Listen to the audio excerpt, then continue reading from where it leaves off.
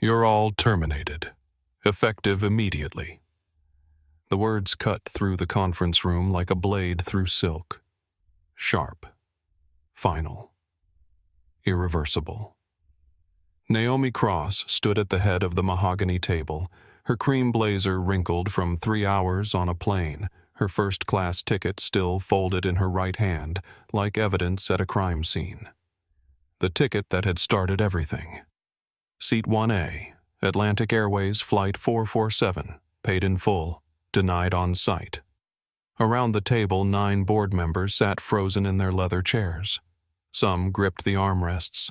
Others leaned forward, mouths slightly open as if waiting for the punchline that would never come. The afternoon sun slanted through floor-to-ceiling windows on the 57th floor of the Apex Holdings building in Manhattan, casting long shadows that made the room feel smaller than it was. In the doorway stood 3 people who'd been summoned without warning. Captain James Thornhill, 54, his uniform still crisp from this morning's flight. Jennifer Walsh, 34, senior flight attendant, her blonde ponytail pulled so tight it looked painful. Tyler Bradford, 45, ground crew manager, his Atlantic Airways badge still clipped to his belt. All 3 stared at Naomi like she'd materialized from nowhere, which, from their perspective, she had. 4 hours ago, she'd been the black woman they'd escorted off Flight 447. The woman they'd told didn't fit in first class. The woman whose credit card they'd examined like it might be stolen. The woman they'd removed in front of a cabin full of witnesses while David Whitmore, 62, silver-haired and smug, settled into her seat with a glass of champagne. Now she stood in their boardroom. Now she held their careers in her hands. Jennifer's face had gone from its usual peachy glow to the color of old paper. Captain Thornhill's jaw worked silently, trying to form words that wouldn't come. Tyler Bradford just stared at the floor as if hoping it might open up and swallow him. In the corner of the room, David Whitmore himself sat in a guest chair, called in as a valued customer to provide his perspective on the incident. His expensive suit suddenly looked too tight. His Rolex caught the light as his hand trembled slightly on the armrest. The realization was dawning on his face like a slow sunrise. The woman he'd dismissed, the woman whose seat he'd taken, the woman he'd watched being removed while he sipped Dom Perignon, wasn't just any passenger. She owned part of this company. Bernard Ashford, the CEO of Apex Holdings, cleared his throat. "Ms. Cross, perhaps we should discuss this privately before making any hasty decisions." Naomi's eyes shifted to him. She didn't raise her voice. She didn't need to. "Authority has its own frequency, Mr. Ashford. In exactly 3 hours, the world will know what happened on Flight 447. Every news outlet, every social media platform, every single person who's ever been told they don't fit somewhere they paid to be. But let me take you back to where this started." She paused, letting the silence stretch like a wire about to snap. 4 hours ago, Gate B-17, Hartsfield-Jackson Atlanta International Airport. When your crew decided my money wasn't green enough for Seat 1A. 4 hours earlier. 6:47 a.m., Atlanta. The morning rush at the world's busiest airport moved like a river around Naomi Cross as she walked toward Gate B-17. Coffee shops pumped out the smell of espresso and burnt sugar. Travelers in business suits speed-walked past families dragging rolling suitcases. Departure boards clicked and refreshed, announcing delays and gate changes in a rhythm that felt almost musical. Naomi had made this walk 100 times. Atlanta to New York. LaGuardia, Tuesday morning. She usually took the 7:15 a.m. flight because it got her into the city by 9:30, perfect timing for a 10 o'clock meeting. Today's meeting was with investors interested in Cross Technology's new cloud security platform. She'd spent the weekend preparing her pitch deck, running the numbers, anticipating questions. She wore dark jeans, a white blouse, and a comfortable navy blazer. No designer labels, no jewelry except a simple silver watch her mother had given her when she graduated from MIT. Her natural hair was pulled back in a professional style that took exactly 7 minutes to achieve. She carried a leather laptop bag over one shoulder and pulled a small black rolling carry-on behind her. She looked like what she was, a successful professional traveling for work. She did not look, in her own estimation, like someone who needed to prove she could afford a first-class ticket. But she'd learned over 38 years of being black in America that looking like something and being treated like something were two different things entirely. At gate B-17, the priority boarding lane was nearly empty. Most first-class passengers had already boarded during the pre-boarding for families and passengers needing assistance. Naomi pulled out her phone, tapped twice, and her digital boarding pass illuminated the screen. Atlantic Airways Flight 447, Seat 1A, First Class. The gate agent, a Hispanic woman in her 30s with a name tag reading Rosa Martinez, smiled when Naomi approached. "Good morning, let me scan that for you." The scanner beeped. "Green light, approved. Welcome aboard, Ms. Cross. Enjoy your flight." "Thank you." Naomi returned the smile. Rosa's eyes were kind, professional. There was no hesitation, no surprise, no moment of doubt, just standard service. Naomi would remember this interaction later, would remember Rosa's face when everything that came after started to unfold. Rosa would remember it too, would testify about it, in fact. Would say under oath that Naomi Cross had been polite, professional, properly dressed, and properly ticketed when she boarded Flight 447. But that was later. Now Naomi walked down the jetway, her carry-on wheels humming against the ribbed floor. The tunnel smell of jet fuel and recycled air, the slight upward incline, the distant sound of an engine powering up somewhere on the tarmac. Ahead of her, an elderly white couple moved slowly. The man, probably in his 70s, walked with a cane. His wife held his elbow, guiding him gently. They took small, careful steps. Naomi slowed her own pace, giving them space. No reason to rush. No reason to crowd them. The plane wasn't going anywhere without all its passengers. At the aircraft door, the elderly man paused to catch his breath. "Damn knee," he muttered. "Take your time, sir," Naomi said from a respectful distance behind them. The man's wife turned, saw Naomi, and her eyebrows lifted just slightly. "Oh, are you first class too?"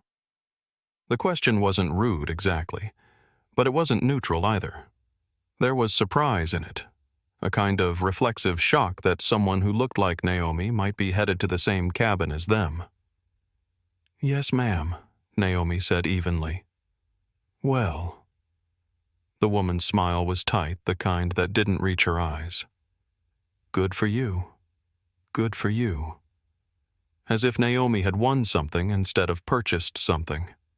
As if her presence in first class was a stroke of luck rather than a choice backed by $2,000 and a frequent flyer account. Naomi had heard variations of this phrase her entire life. Good for you for getting into MIT. Good for you for starting your own company. Good for you for succeeding despite... And here the sentence usually trailed off, but the unspoken end was always the same. Despite being black. Despite being a woman.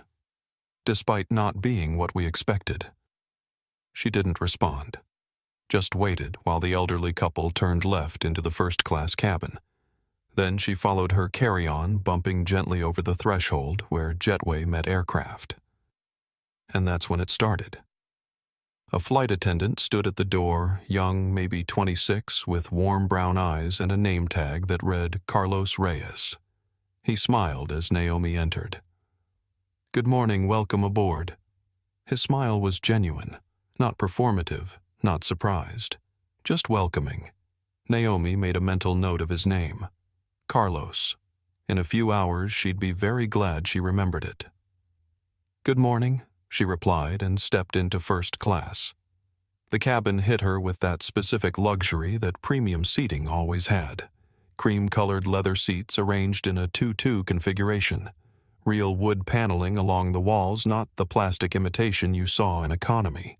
Ambient lighting that somehow made everyone look rested, even at 6 in the morning. The air smelled like expensive cologne and fresh coffee and something floral, maybe lavender, from the hot towels they'd distribute before takeoff. 8 rows of first class, 16 seats total. Most were already occupied. Business people settling in with laptops and newspapers. A woman in row 3 typing furiously on her phone.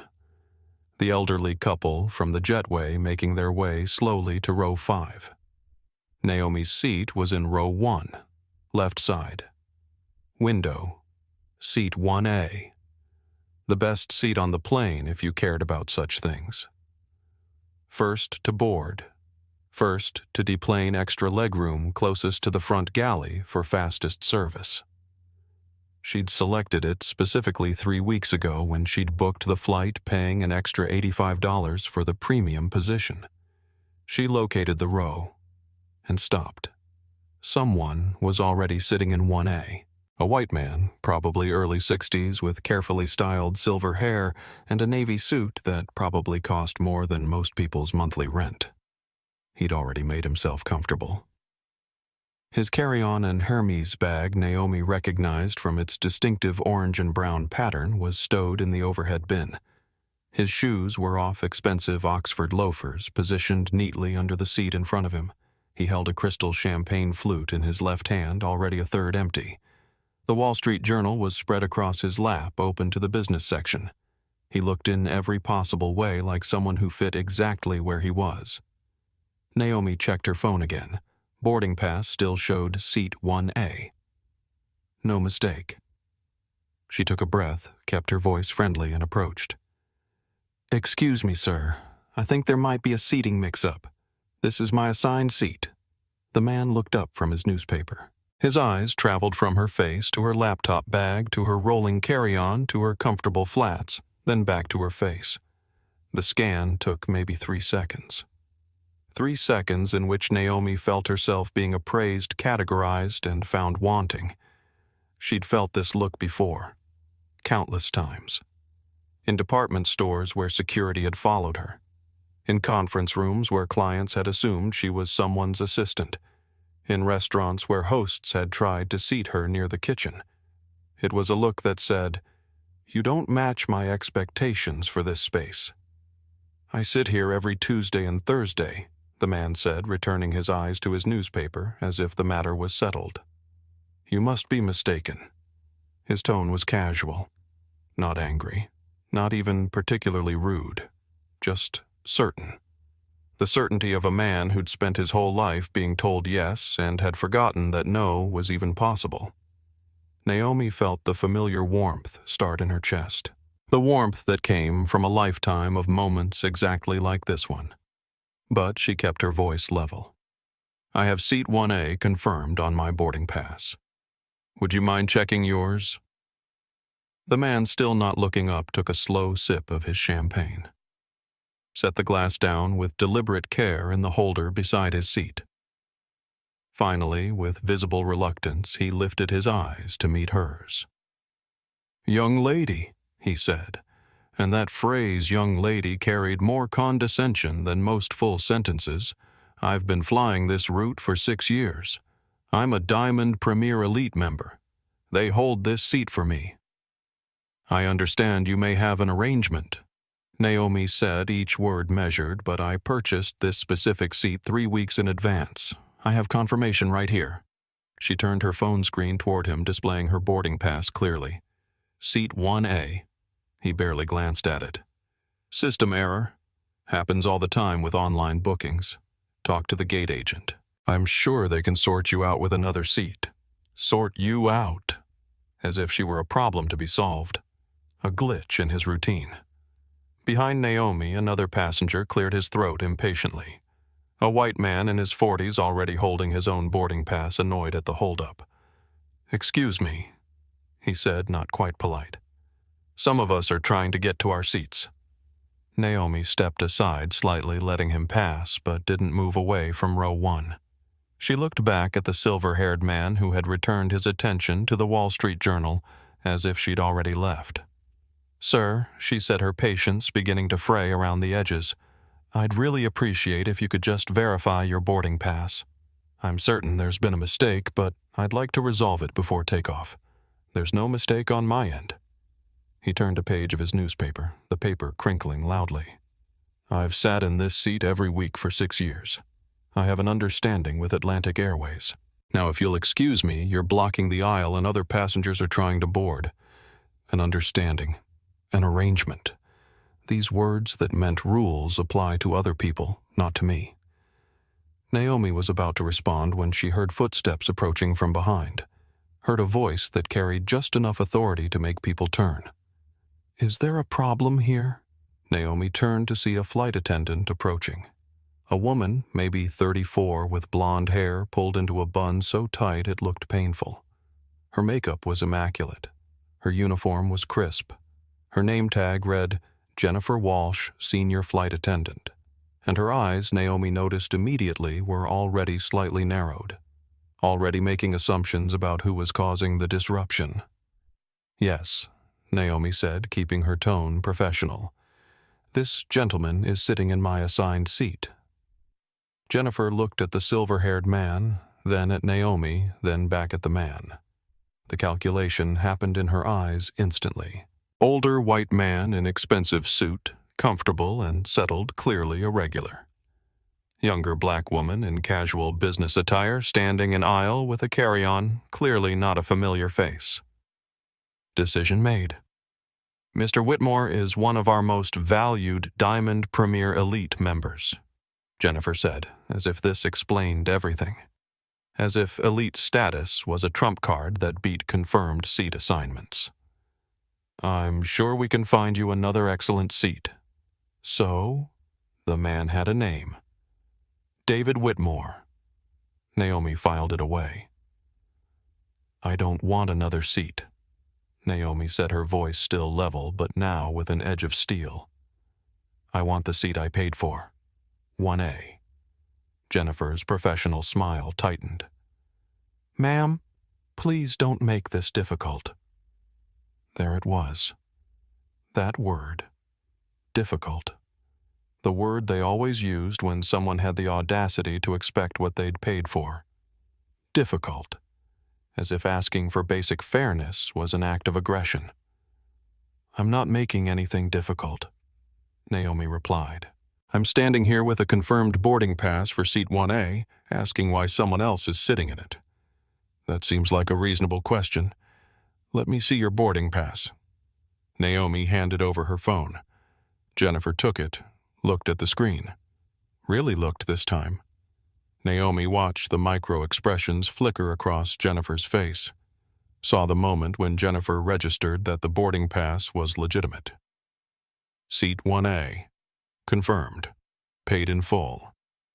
For just a second, something that might have been doubt crossed Jennifer's features. But then she glanced at David Whitmore sipping his champagne, utterly relaxed. A known quantity. A regular customer.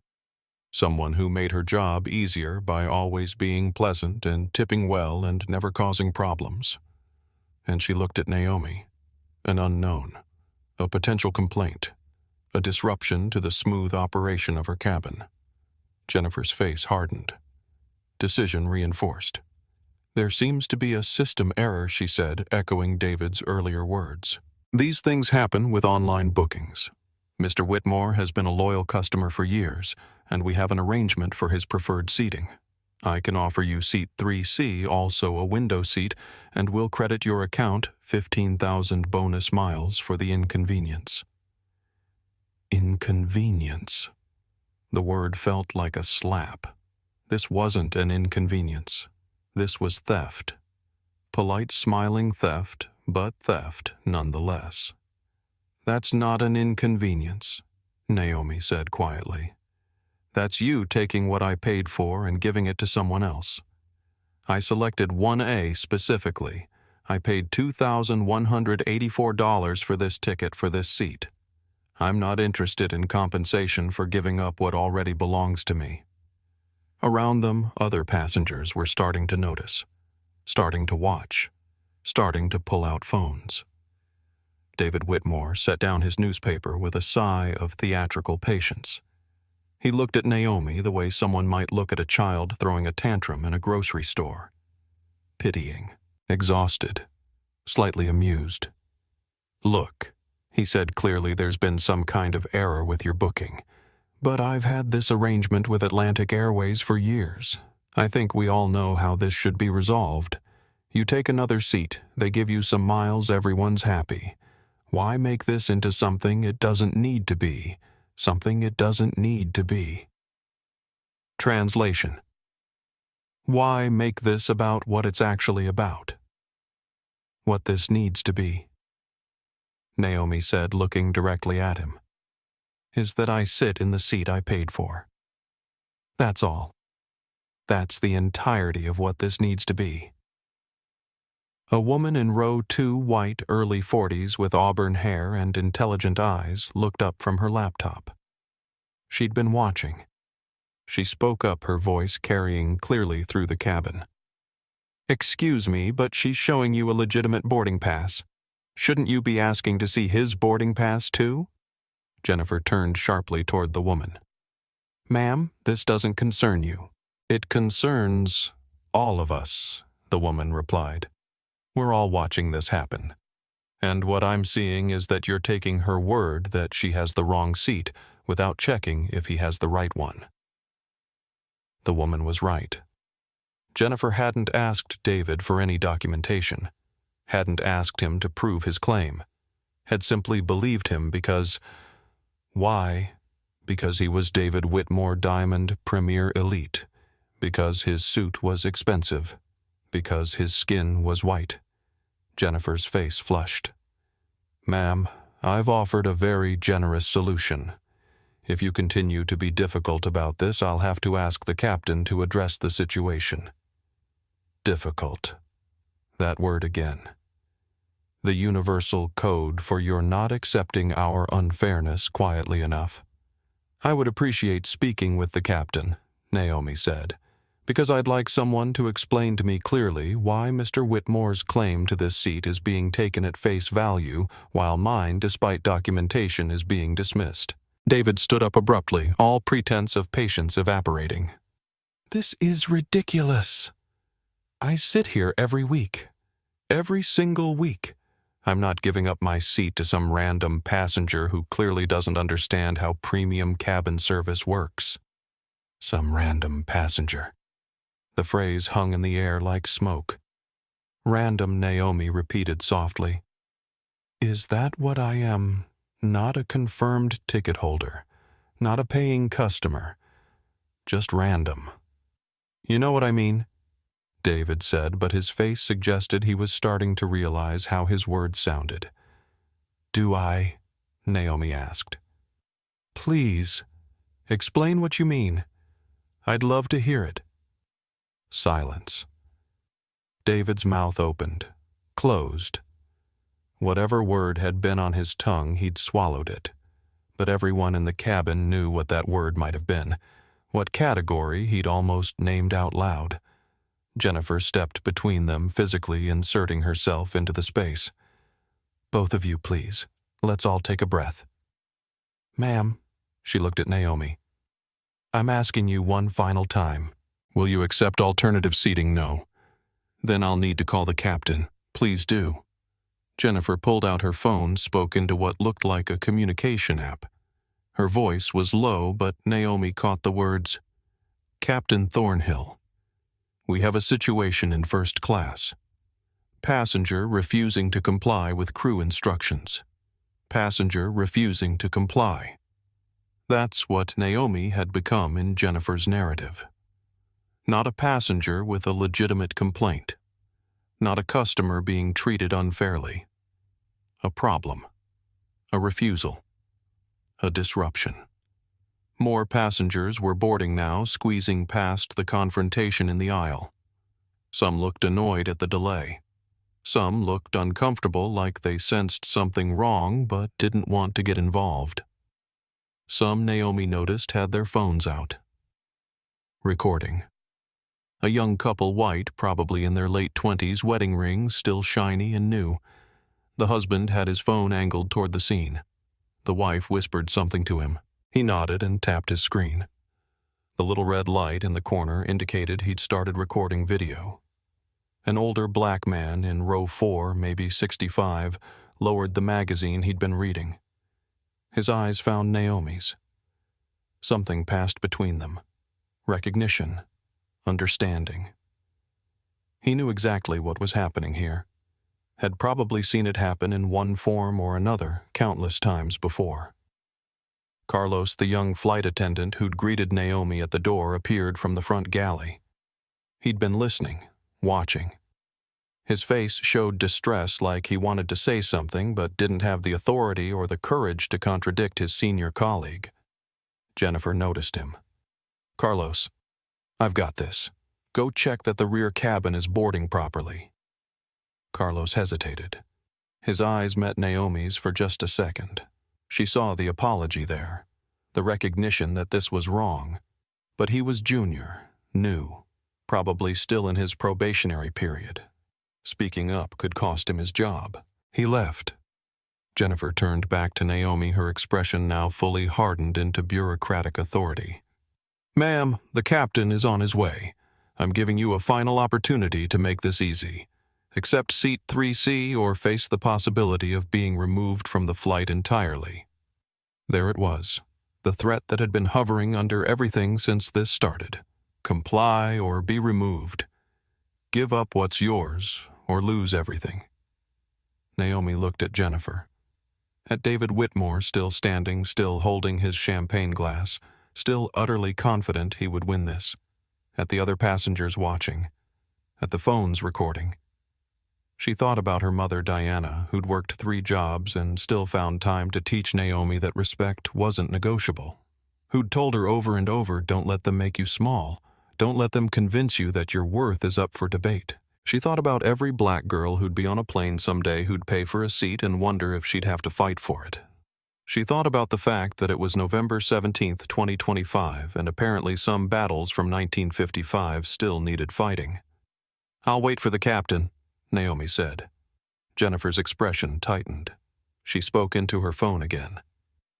"Captain Thornhill, please come to the first-class cabin immediately." Then into her communication app, quieter, but not quiet enough. "And let's have security on standby." The cockpit door opened with a pressurized hiss. Captain James Thornhill emerged, and his presence immediately changed the atmosphere in the cabin. He was tall, well over 6 feet, with broad shoulders and the kind of natural authority that came from 3 decades of being in command. His hair was graying at the temples. His uniform was immaculate, with 4 perfect stripes on each shoulder, and his expression suggested he was already annoyed before he fully understood the situation. He scanned the first-class cabin in seconds, saw Naomi standing in the aisle, laptop bag over her shoulder, carry-on beside her. Saw David Whitmore seated in 1A champagne in hand, newspaper folded in his lap.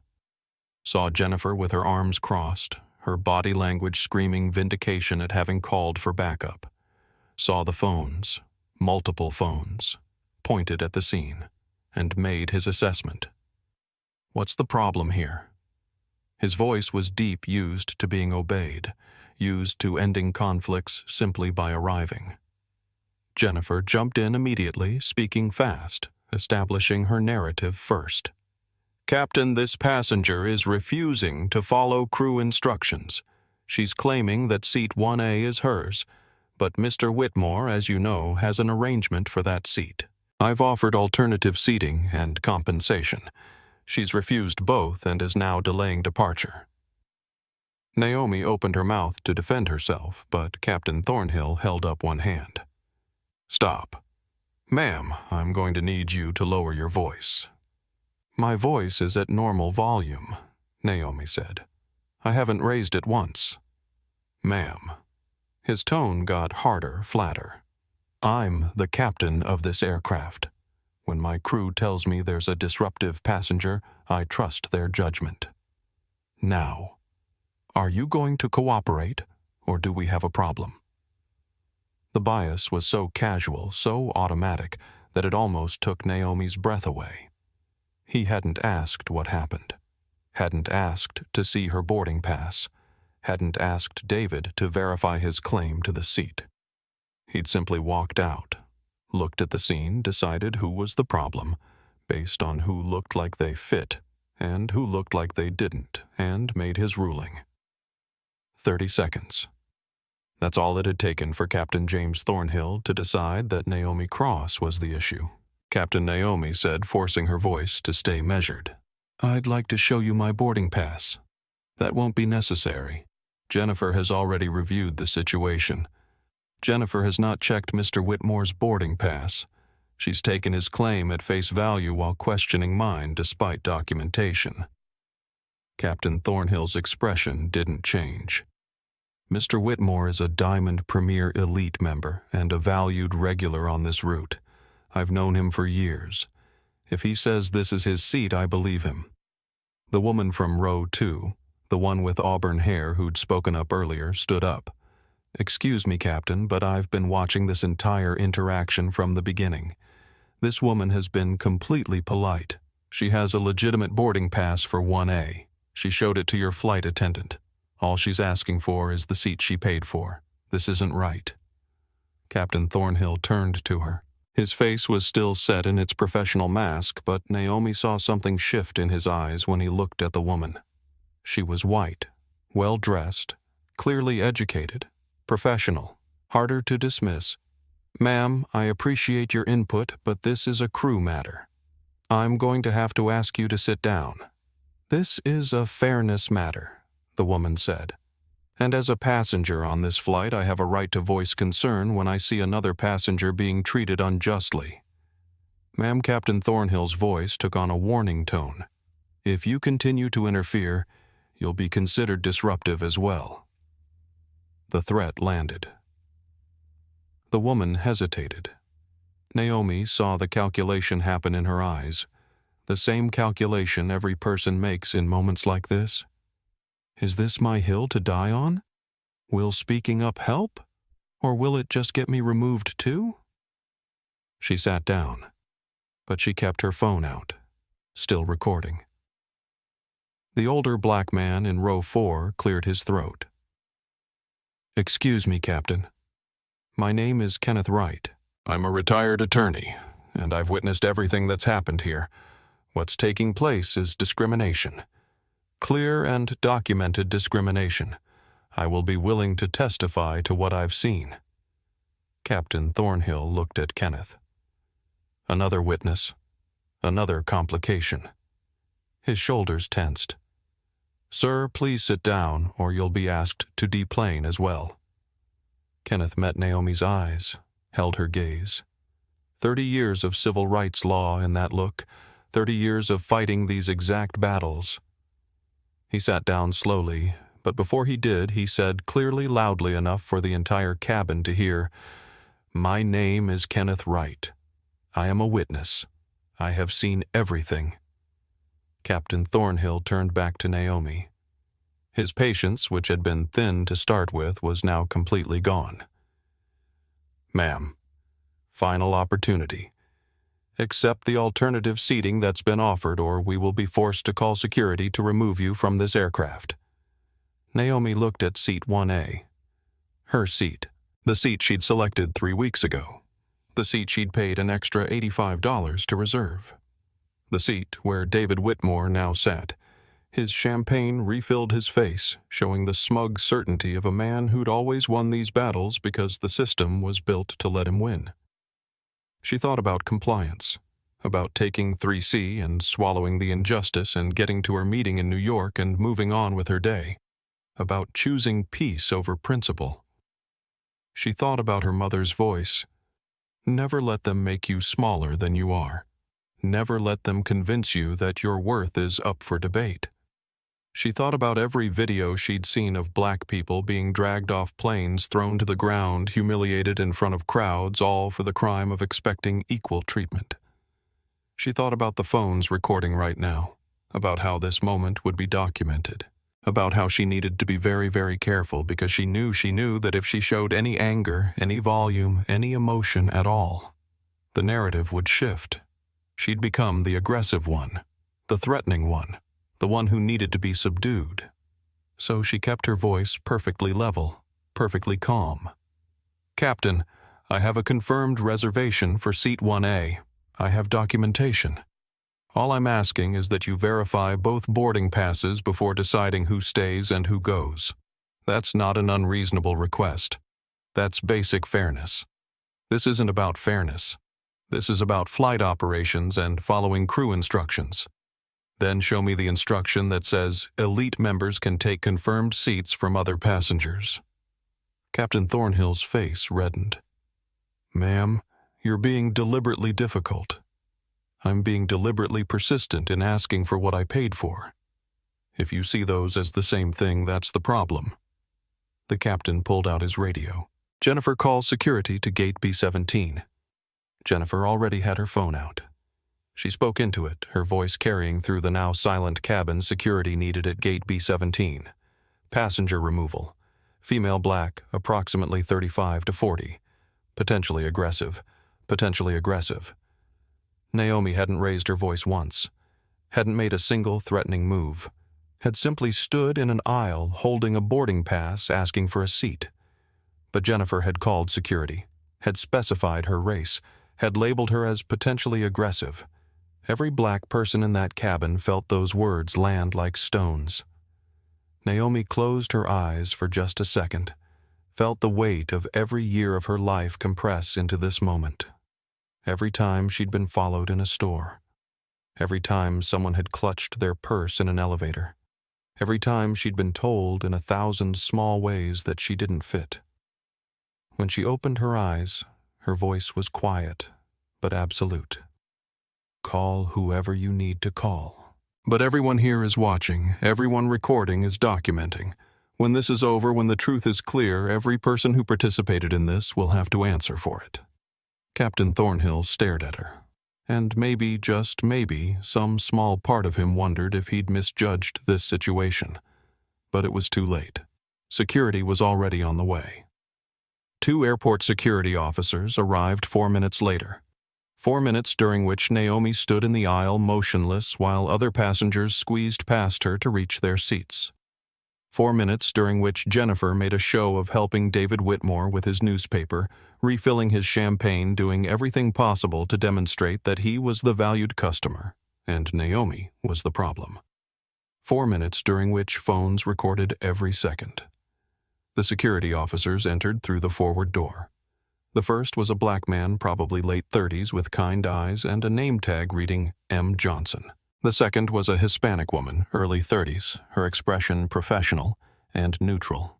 L. Torres. Officer Johnson saw the scene immediately. Saw Naomi, a black woman surrounded by white flight crew and a white captain. Saw the phones recording. Saw the other passengers watching with that particular kind of uncomfortable tension that meant something was very wrong. His eyes met Naomi's. Something passed between them. Instant recognition. Not of each other, but of the situation. He'd seen this before. Different plane, different people, same story. Captain Thornhill approached the officers, his voice low but still audible to the first few rows. "We need this passenger removed. She's refused to comply with crew instructions and is delaying departure for 143 passengers." Officer Johnson looked at Naomi, not at the captain, at her. "Ma'am, can you tell me what's happening here?" First person to ask her. First person to want her side. Naomi gestured to her phone, still showing her boarding pass. "I have a confirmed reservation for seat 1A. That gentleman," she nodded toward David Whitmore, "is sitting in it. I've asked him to verify his boarding pass. He's refused. The crew decided to remove me instead of checking whether his claim is valid." Officer Johnson took her phone, looked at the boarding pass. "Legitimate. Confirmed. Paid in full. This shows you're assigned to 1A. "I know," Naomi said. Jennifer stepped forward. "There's a system error. Mr. Whitmore is a long-standing Diamond Premier Elite member with a standing arrangement for that seat." Officer Torres spoke for the first time. "A standing arrangement that overrides confirmed reservations." Jennifer's face tightened. It's complicated. It doesn't seem complicated, Torres said. It seems straightforward. She has documentation for this seat. Does he? No one answered that. Captain Thornhill, losing patience, raised his voice slightly. Officers, I don't have time for a debate. The passenger has been offered alternative seating and generous compensation. She's refused. She's now delaying a commercial flight. I'm formally requesting her removal under Federal Aviation Regulation 121.5, authority of the pilot in command. Officer Johnson looked at Naomi with something that might have been sympathy. Ma'am, I understand this feels unfair. But if the captain requests removal, we're legally obligated to comply with that request. Do you understand? Naomi understood perfectly. She understood that the system was built this way, that the captain had absolute authority, that she could be in the right and still lose, that justice and law weren't always the same thing. I understand, she said, but I need everyone here to understand what's actually happening. I'm being removed from a seat I paid for. No one has checked his boarding pass. No one has asked him to prove his arrangement. The only person being asked to prove they fit here is me. And you? She looked at Officer Johnson directly. You know why? Officer Johnson's expression tightened. He did know why. He was a black man in uniform. He'd lived it too. But he had a job to do. Kenneth Wright, the retired attorney in Row 4, stood up again. His voice was firm, authoritative, the voice of someone who'd argued in front of judges. Officers, this is discrimination. I'm a witness. I've seen everything. This woman has been polite, has provided documentation, and is being removed for no reason other than the color of her skin. I will testify to that under oath. Captain Thornhill whirled on him. Sir, sit down now, or you will be removed as well.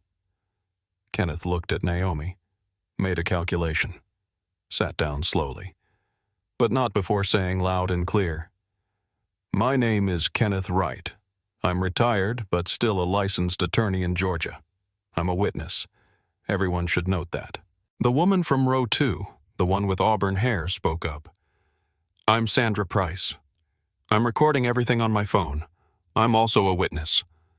The young couple from Row 3, the ones live streaming, spoke almost in unison. We're streaming this live. 8,400 people are watching right now. The atmosphere in the cabin shifted. This wasn't just an airline removing a passenger anymore. This was documented. This was witnessed. This was becoming something larger. Officer Torres spoke quietly to Officer Johnson. Marcus, this feels wrong. Officer Johnson. Marcus nodded slightly. But he said to Naomi, ma'am, if you refuse to leave voluntarily, we'll have to escort you. That could result in charges. Interfering with a flight crew. I'm trying to help you avoid that. He was being kind, genuinely trying to give her an out. But the out meant giving up, meant accepting the injustice, meant proving to every young black woman watching that sometimes you just have to take what they give you and be grateful it wasn't worse. Naomi felt the trap close around her. Resist, physically, get arrested. Get arrested, get charged. Get charged, become the story, instead of the injustice being the story. She thought about the footage, about how it would look, about how she needed this to be absolutely, unquestionably clear that she was the victim here, not the aggressor. Under protest, she said clearly, loudly enough for every phone to catch it, I will leave this aircraft. But I need everyone to note I am complying to avoid escalation, not because this is right. I have not been disruptive. I have not been threatening. I have not raised my voice. I am being removed for being black in first class. The words hung in the air like an accusation and a prophecy. Captain Thornhill's face went red. That is completely inappropriate and defamatory. Naomi cut him off. Her voice still calm, still controlled. Then prove me wrong. Show me Mr. Whitmore's boarding pass. Show me the policy that says elite status overrides confirmed seating. Show me documentation of this arrangement you keep mentioning. Can you do that? Silence. No. Naomi picked up her carry-on handle. That's what I thought. She looked at David Whitmore one last time. He'd gone very still in seat 1A, his champagne forgotten in his hand. The smugness had drained from his face, replaced by something that might have been the beginning of unease. He was looking at all the cameras, starting to realize his face was in all these videos. "Enjoy your flight, Mr. Whitmore," Naomi said. "I hope that seat was worth it." She walked toward the exit spine, straight chin level. Officer Torres walked beside her, not touching her, giving her respect. Officer Johnson followed behind. As Naomi passed Carlos, the young flight attendant, from the door, he whispered, "I'm so sorry. This is wrong." Naomi stopped for just a second. "What's your name, Carlos?" "Carlos Reyes. Remember this moment, Carlos. Remember what you saw here." "I will," he said. And she believed him. Naomi walked off Flight 447, walked back up the jetway, walked away from the seat she'd paid for the meeting she'd prepared for the simple expectation of being treated like a human being. Behind her, she could hear the cabin erupting into conversation. Could hear passengers arguing. Could hear someone saying, "That was wrong. That was so wrong." But ahead of her was something else. Ahead of her was a phone call to her attorney, and a plan that would make everyone on that plane regret this day for the rest of their careers. Naomi sat in the gate seating area, her laptop bag beside her, her carry-on at her feet. Through the window, she could see Flight 447 being prepared for departure. Ground crew loading baggage, fuel truck pulling away, jetway about to detach. It was 7:54 a.m. She'd been removed from the plane at 7:47. 7 minutes. That's how long it had taken for her Tuesday morning to derail completely. She pulled out her phone. Notifications were already flooding in. The live stream from row 3 had gained viewers, 47,000 and climbing. The TikTok video from Sandra in row 2 was already over 80,000 views in less than 10 minutes. Twitter was starting to buzz with a hashtag someone had created, hashtag Flight 447. But Naomi wasn't looking at social media yet. She was opening her contacts, finding Hannah Frost, her general counsel at Cross Technologies. The call connected on the second ring. Naomi Hannah's voice was alert despite the early hour. "I thought you were on a plane." "I was. They removed me." Silence on the other end. Then, carefully, "Why?" "Because a white passenger wanted my seat, and they decided he deserved it more." "Please tell me you're joking." "I'm not."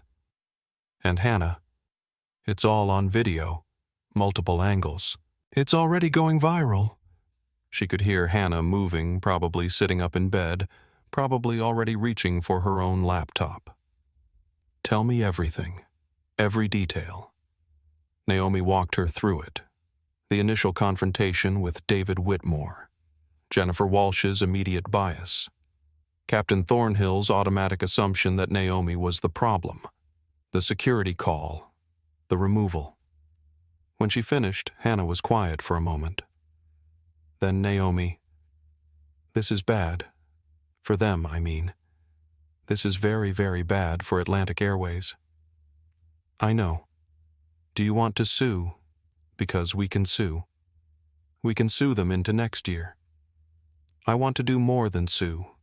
I want to change things so this never happens to anyone else." How Naomi thought about it. Thought about her mother Diana, who'd worked 3 jobs to put her through school.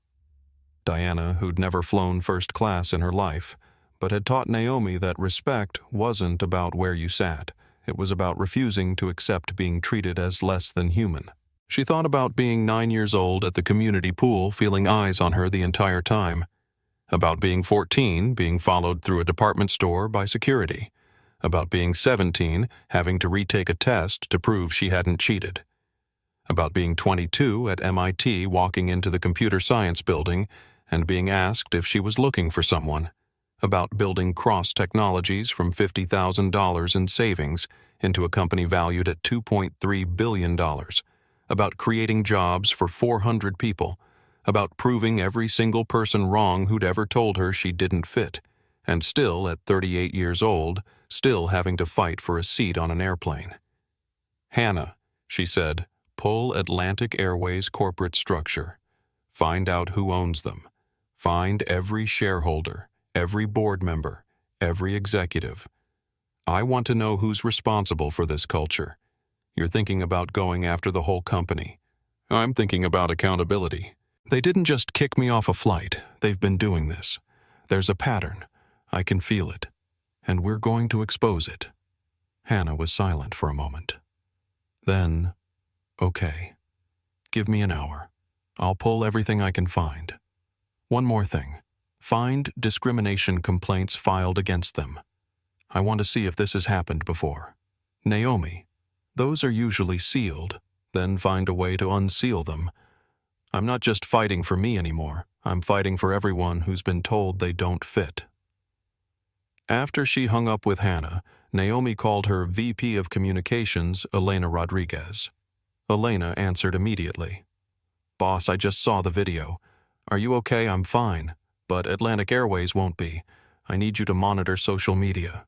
Track every mention, every video, every comment, document everything. But don't issue any statements yet. Let it build organically. It's already building. The hashtag's at number 7 trending. And Naomi." Some of the comments are brutal. People are calling for boycotts, calling for firings. The airline's social media is being flooded. Good. Let them panic.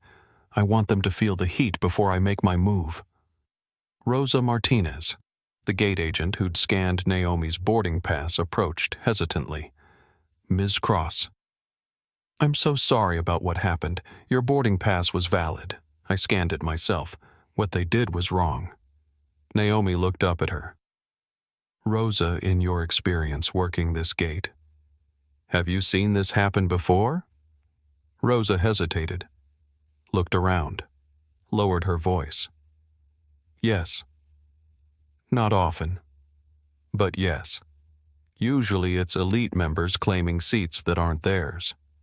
Crew usually sides with the elite passenger. I've seen it happen more to passengers who aren't white." "Would you be willing to document that officially?" Rosa's eyes widened. "I could lose my job, or you could help fix a broken system. Your choice. But I promise you, if you help me, I'll protect you."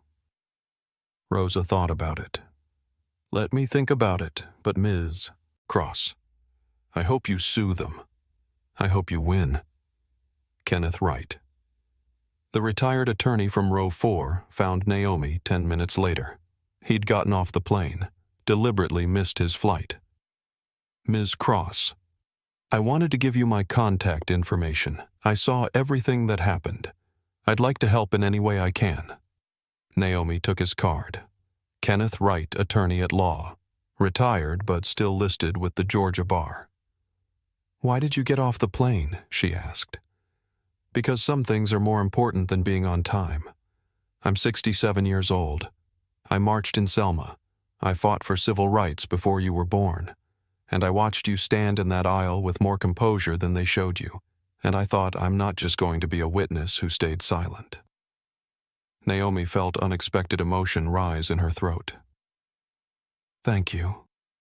Don't thank me. Just promise me you'll fight this. All the way. Because people like me, we did our part. But the fight isn't over. Your generation needs to finish it." Sandra Price from row 2 also came looking for Naomi. "I recorded everything. Do you want me to send it to you?" "Please. And one more thing. Would you testify about what you saw?" "Absolutely. What they did to you was wrong. I have 2 daughters. I don't want them growing up in a world where that's acceptable." Naomi's phone buzzed, Hannah calling back earlier than expected. Naomi, you're not going to believe this. Atlantic Airways is a subsidiary of Apex Travel Holdings, publicly traded. And guess who owns 4.7% of Apex through the Cross Technologies Venture Fund? Naomi's breath caught. We do. You do. From that 2019 investment in the travel tech sector. You probably forgot about it because it was part of a diversified portfolio, but it's there. Which means you have shareholder rights. Naomi's mind began racing. Shareholder rights. That meant access to internal documents. That meant ability to call for investigations. That meant leverage. Hannah, what are my options? Oh, Naomi, your options are extensive and about to become their nightmare. By 8:30 a.m., Sandra's TikTok video had crossed 1 million views. By 9:00 a.m., the live stream from Row 3 had been reshared 14,000 times. By 9:30 a.m., hashtag Flight 447 was trending number 3 nationally, and hashtag Atlantic Airways was number 7. Naomi sat in an airport coffee shop laptop open, watching the internet catch fire. The videos were everywhere. Different angles of the same scene. Naomi standing calmly in the aisle. Jennifer Walsh calling security and specifying black female potentially aggressive. Captain Thornhill never asking to see David Whitmore's boarding pass. The moment Kenneth Wright stood up to declare himself a witness. Sandra filming openly. The young couple live streaming to thousands. The comments were brutal. This is 2025 and we're still seeing this? That captain needs to be fired immediately. Everyone defending the airline, would you give up your seat? The way she kept her composure while they humiliated her. That's strength. Why didn't she just take another seat? This comment was downvoted into oblivion. They kicked her off her seat. The injustice is insane. News outlets were picking it up. CNN had pushed a notification Black Tech CEO removed from first-class flight. Video goes viral. The Root had posted a thread. They kicked her off her own seat. Then found out who she was. Forbes was already running the angle Naomi Cross, CEO of $2.3 billion Cross Technologies, forcibly removed from Atlantic Airways flight. Atlantic Airways' social media accounts were being destroyed. Every post, every tweet, every Instagram photo was flooded with comments. What about hashtag Flight 447? When are you going to address removing a passenger from her paid seat? I'm canceling my account and switching airlines. This is discrimination, plain and simple. The airline's PR team scrambled to respond. At 10:15 a.m., they posted an official statement. Atlantic Airways is aware of an incident involving Flight 447 from Atlanta to New York this morning. We are conducting a thorough investigation into the matter. Atlantic Airways does not tolerate discrimination of any kind. We are reviewing all policies and procedures related to this event. We will provide updates as our investigation progresses. The statement was immediately ratioed. The top reply with 48,000 likes. Conducting an investigation. We can all watch the video. We saw what happened. This isn't complicated. Naomi received an email at 10:22 a.m. from Bernard Ashford, CEO of Atlantic Airways parent company Apex Holdings. Subject Flight 447 incident. Ms. Cross. I have just become aware of the situation that occurred on Flight 447 this morning.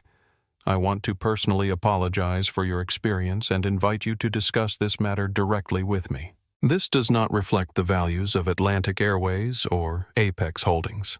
Please call my office at your earliest convenience so we can address this situation appropriately. Sincerely, Bernard Ashford, CEO, Apex Holdings. Naomi forwarded it to Hannah with a single line. He's trying to contain this privately. Don't respond yet. Let him sweat. Elena called. Boss interview requests are pouring in.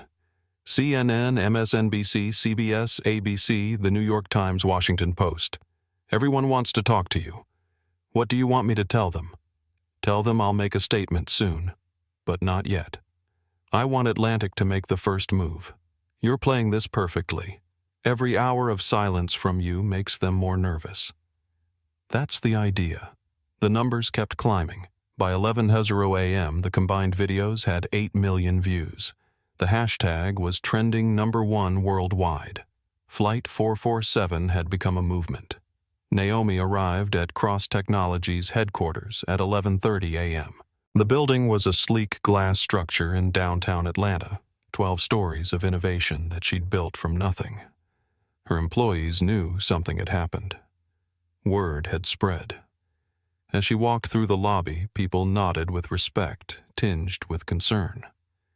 In the main conference room on the 8th floor, her core team was already assembled. Hannah Frost, 44, white woman. Princeton law graduate who'd left a comfortable partnership at a major firm to be Cross Technologies' general counsel. Fierce, brilliant, loyal. Elena Rodriguez, 36, Hispanic VP of Communications, who'd built Cross-Tech's brand from scratch. Street smart and strategic. James Sullivan, 51, white CFO, who'd walked away from Goldman Sachs to help Naomi build something meaningful. Numbers genius with a conscience. Dr. Marcus Chen, 39, Asian American Chief Data Officer, MIT PhD, who could make data tell stories that changed minds. Simone Baptiste, 47, Black woman HR Director. 20 years in corporate human resources, who'd seen every type of workplace discrimination and knew how to document it. The conference table was covered with documents, laptops, open screens showing analytics and legal filings and financial data. Hannah started. Okay, here's what we have.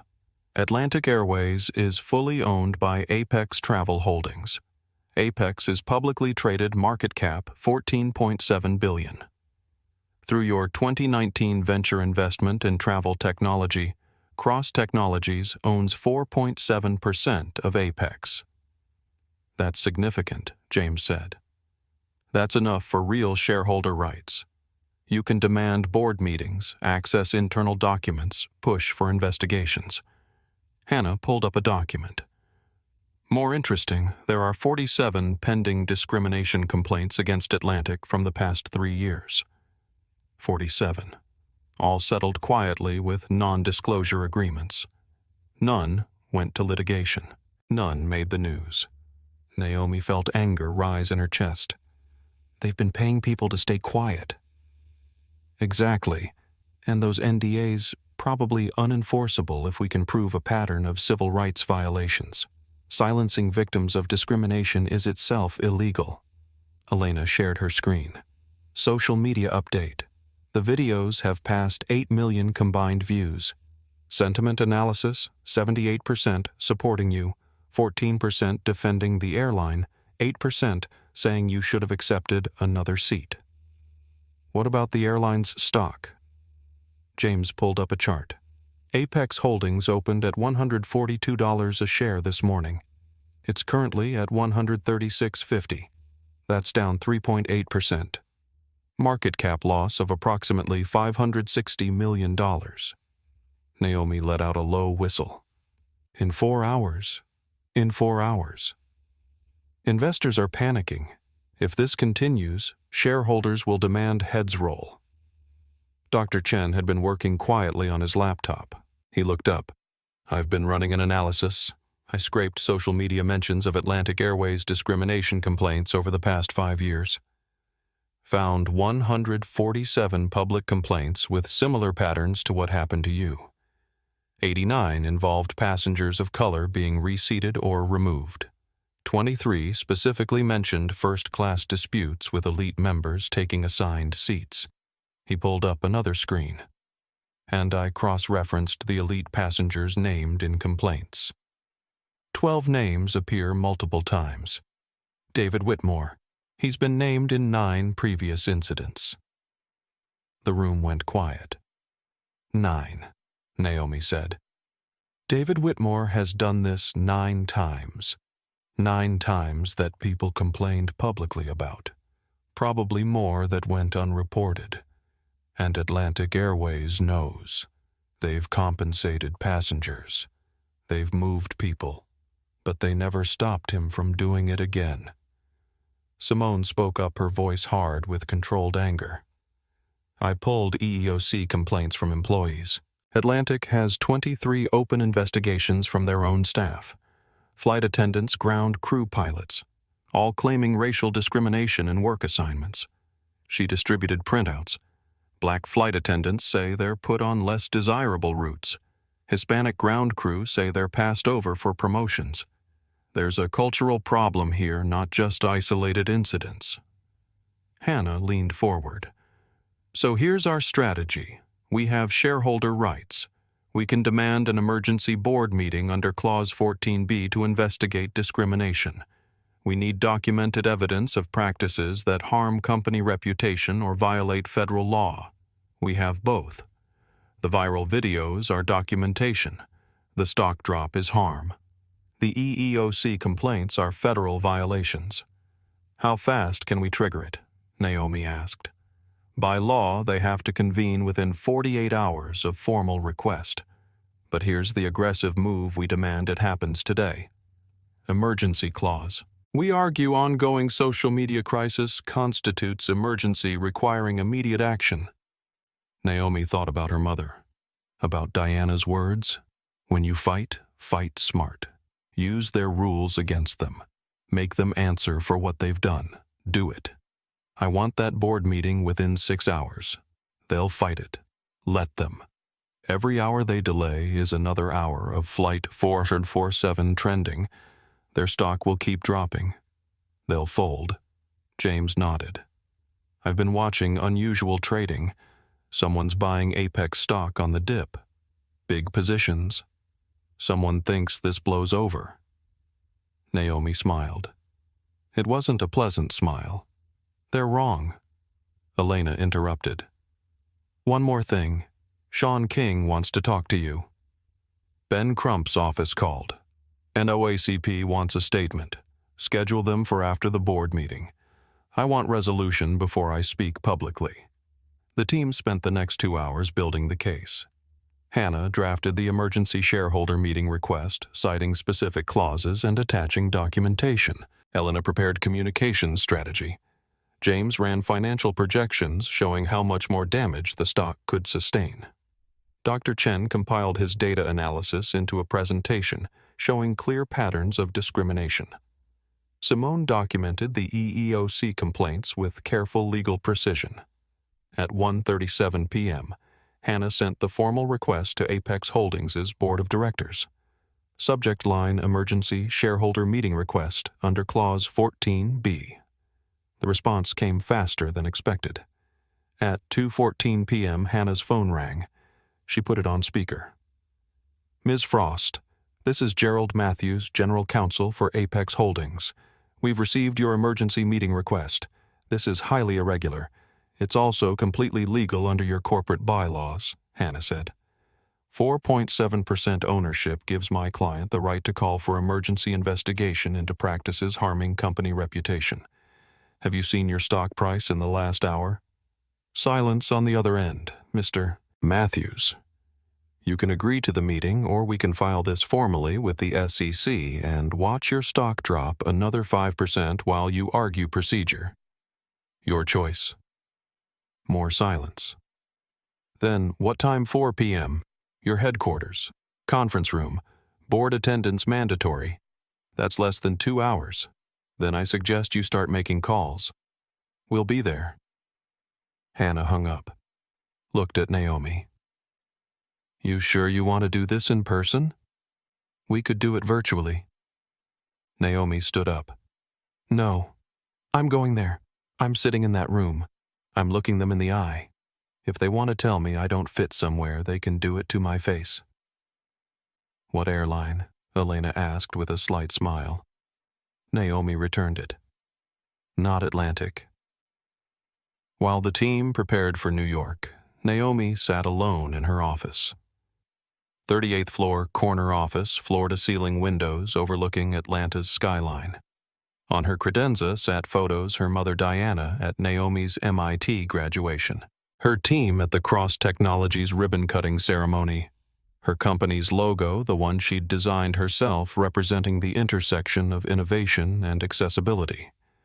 She held the boarding pass from Flight 447 in her hands, still folded, still crisp, physical proof of what had happened. And she thought about how she'd gotten here. Age 9. Charlotte, North Carolina, 1996. Summer. Her mother had taken her to the community pool, public pool open to all residents. The white woman at the entrance had looked at them.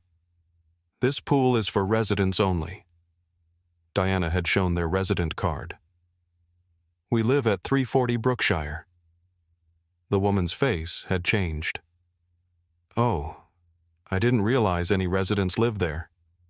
Any residents, meaning black families. They'd swum that day.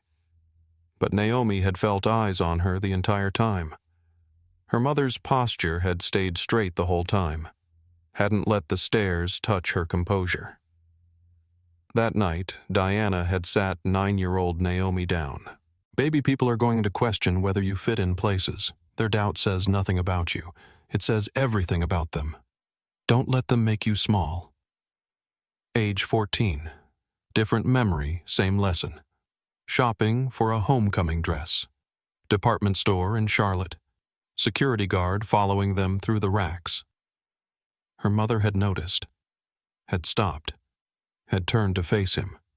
"Is there something you need?" "Just doing my job, ma'am. Your job is to follow paying customers, or just black ones." The manager had come over, had apologized, but the damage was done. The assumption had been made. Age 17. Advanced placement computer science class. Only black student. Only female student. Teacher Mr. Donovan handing back tests. Naomi had scored 98%. "Naomi, did you have help with this test?" Help, meaning did you cheat? She had to retake the test. Supervised, watched, monitored like a criminal. She'd scored 99% the second time. Mr. Donovan had said nothing. No apology, no acknowledgement. But Naomi had learned excellence doesn't protect you. Sometimes it makes the suspicion worse. Age 22. MIT undergraduate. Walking into introductory computer science lecture. 300 students. Professor doing roll call. Got to her name Naomi Cross. She'd raised her hand. "Here." "Oh." The professor's face had shown surprise. "I had you marked as Charles Cross in my roster." Computer error. But his face told the truth. He'd assumed Charles was a man's name, had assumed someone white would answer. Age 28. The breaking point. Performance review at Microsoft. She'd exceeded every target, delivered every project, received praise from clients. But her manager had said, "You're too aggressive in meetings, not a culture fit. Maybe consider roles in different departments." Different departments, meaning departments with more black employees, meaning we don't want you here. That night, Naomi had sat in her apartment and cried. First time she'd cried about work in years. Then she'd stopped crying, had opened her laptop, had started writing a business plan for her own company. If they wouldn't make room at their table, she'd build her own table. Age 29. Founding Cross Technologies. $50,000 in savings. Every penny she had. Tiny office in Atlanta. Couldn't afford Silicon Valley rent. First hire Hannah Frost, lawyer who believed in her vision. Second hire James Sullivan, CFO who left Goldman Sachs to join a startup. Built a team of people who'd been overlooked. Women passed over for promotions. People of color told they weren't culture fits. Built company culture from scratch. Core values written on the wall. Merit not pedigree. Ideas not appearance. Excellence not conformity. Age 31. First major investment pitch. Venture capital firm. All white, all male. Software for supply chain optimization, one had said. Seems like a crowded space. Not for enterprises in developing markets, Naomi had replied. Do you really understand those markets? Translation as a black woman. Do you understand real business? They'd passed on the investment. 6 months later, Salesforce had become her first Fortune 500 client. The VC firm had called back. Would you consider another round of funding? Naomi had said no. Present moment. Her office. Naomi looked at the boarding pass again. Realized Flight 447 was just the latest iteration. She'd been fighting for her seat literal and metaphorical her entire life. But this time was different. This time she had power, real power, resources, leverage.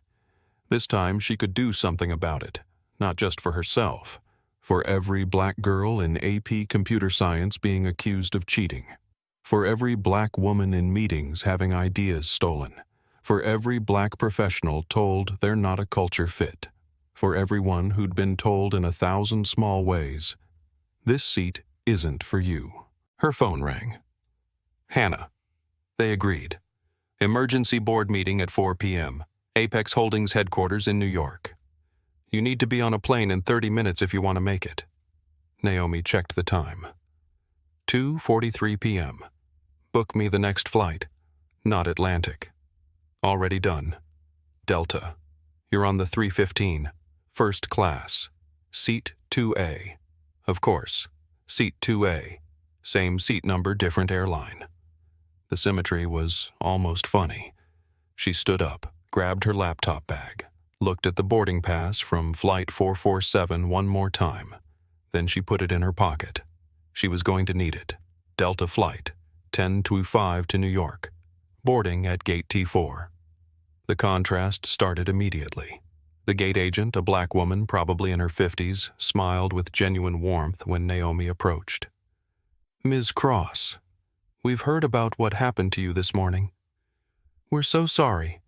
We're honored to have you fly with us. No side-eye, no suspicion. Just professional courtesy. Thank you, Naomi said.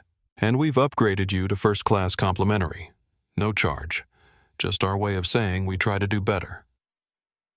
Walking down the jetway felt different this time. No elderly couple questioning her presence. No loaded looks, just the normal sound of her carry-on wheels against the ribbed floor. The flight attendant at the door, a Hispanic man probably in his early 40s, greeted her warmly. Welcome aboard, Ms. Cross. Anything you need, just let me know. Normal service. The way it should be. Seat 2A. Window, first row. Same position as this morning, but the experience couldn't have been more different. Naomi settled in, pulled out her laptop, connected to in-flight Wi-Fi before they even pushed back from the gate. Twitter was on fire. Hashtag Flight 447 was still trending #1, now with over 18 million tweets. The story had gone international. BBC American CEO removed from flight in discrimination incident. The Guardian Airline passenger removal sparks outrage. CNN had it as their lead story. But more interesting were the new developments. Atlantic Airways employees were speaking out. An anonymous account at Flight Attendant Anon Y work for Atlantic. What happened to Naomi Cross is standard practice. Elite passengers always win. People of color always lose. We're told not to make waves. I'm making waves. The tweet had 340,000 likes in 2 hours. More employees piling on. At Atlantic Insider. 8 years with this company. Seen this happen dozens of times. Management ignores complaints. At Pilots Union 447. We've filed union grievances about discriminatory seating practices. They disappear into HR black holes. Corporate response was failing. Atlantic had issued a second statement at 12:30. We are committed to diversity and inclusion. This incident does not reflect our values. Investigation ongoing. The statement was getting destroyed in the comments. Your values were on display in that video. Investigation equals waiting for this to blow over. You don't investigate discrimination. The DOT does. Political figures were weighing in. Senator James Baldwin. What happened to Naomi Cross is unacceptable. I'm calling for DOT investigation into Atlantic Air discriminatory practices. Representative Alexandria Ocasio-Cortez. This is what racism looks like in 2025. Not always violence. Sometimes it's being told you don't fit in spaces you paid for. Celebrity support was building. Kerry Washington. I've been Naomi Cross. Any black woman who travels has been Naomi Cross. This needs to change. LeBron James. They kicked her off the plane. Watch her shut down the whole airline. Hashtag Flight 447. Oprah respect is not negotiable. Period. Naomi received a text from Elena Boss Gayle King wants an exclusive for CBS. Primetime slot.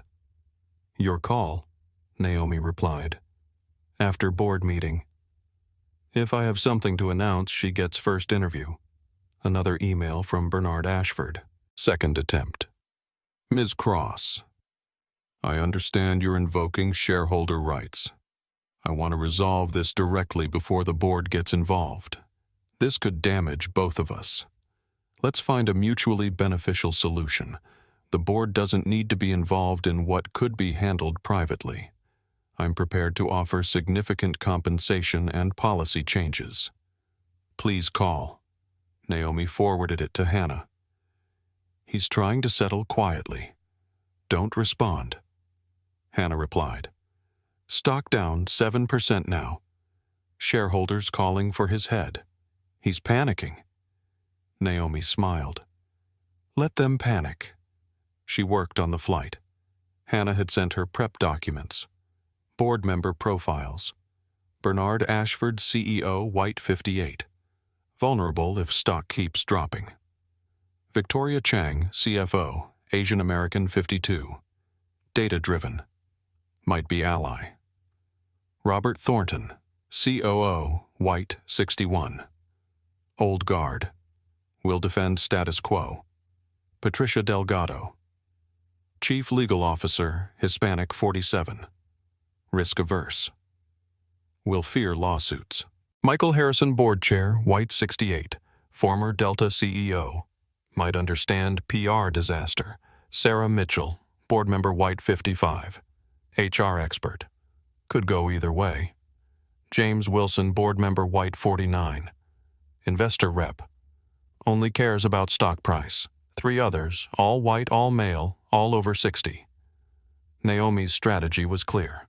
Appeal to Victoria with data. Appeal to Patricia with legal risk. Appeal to Michael with industry reputation. Appeal to James with stock price. Appeal to Sarah with HR ethics. The old guard would resist. She needed 6 of 9 votes. Tight, but possible. A woman in the seat next to her, older white, probably early 70s, leaned over. Excuse me, are you Naomi Cross? Naomi tensed slightly. Here we go? Yes. I saw what happened this morning. I'm 71 years old. I marched in Selma in 1965. I thought we'd gotten further than this. I'm ashamed we haven't.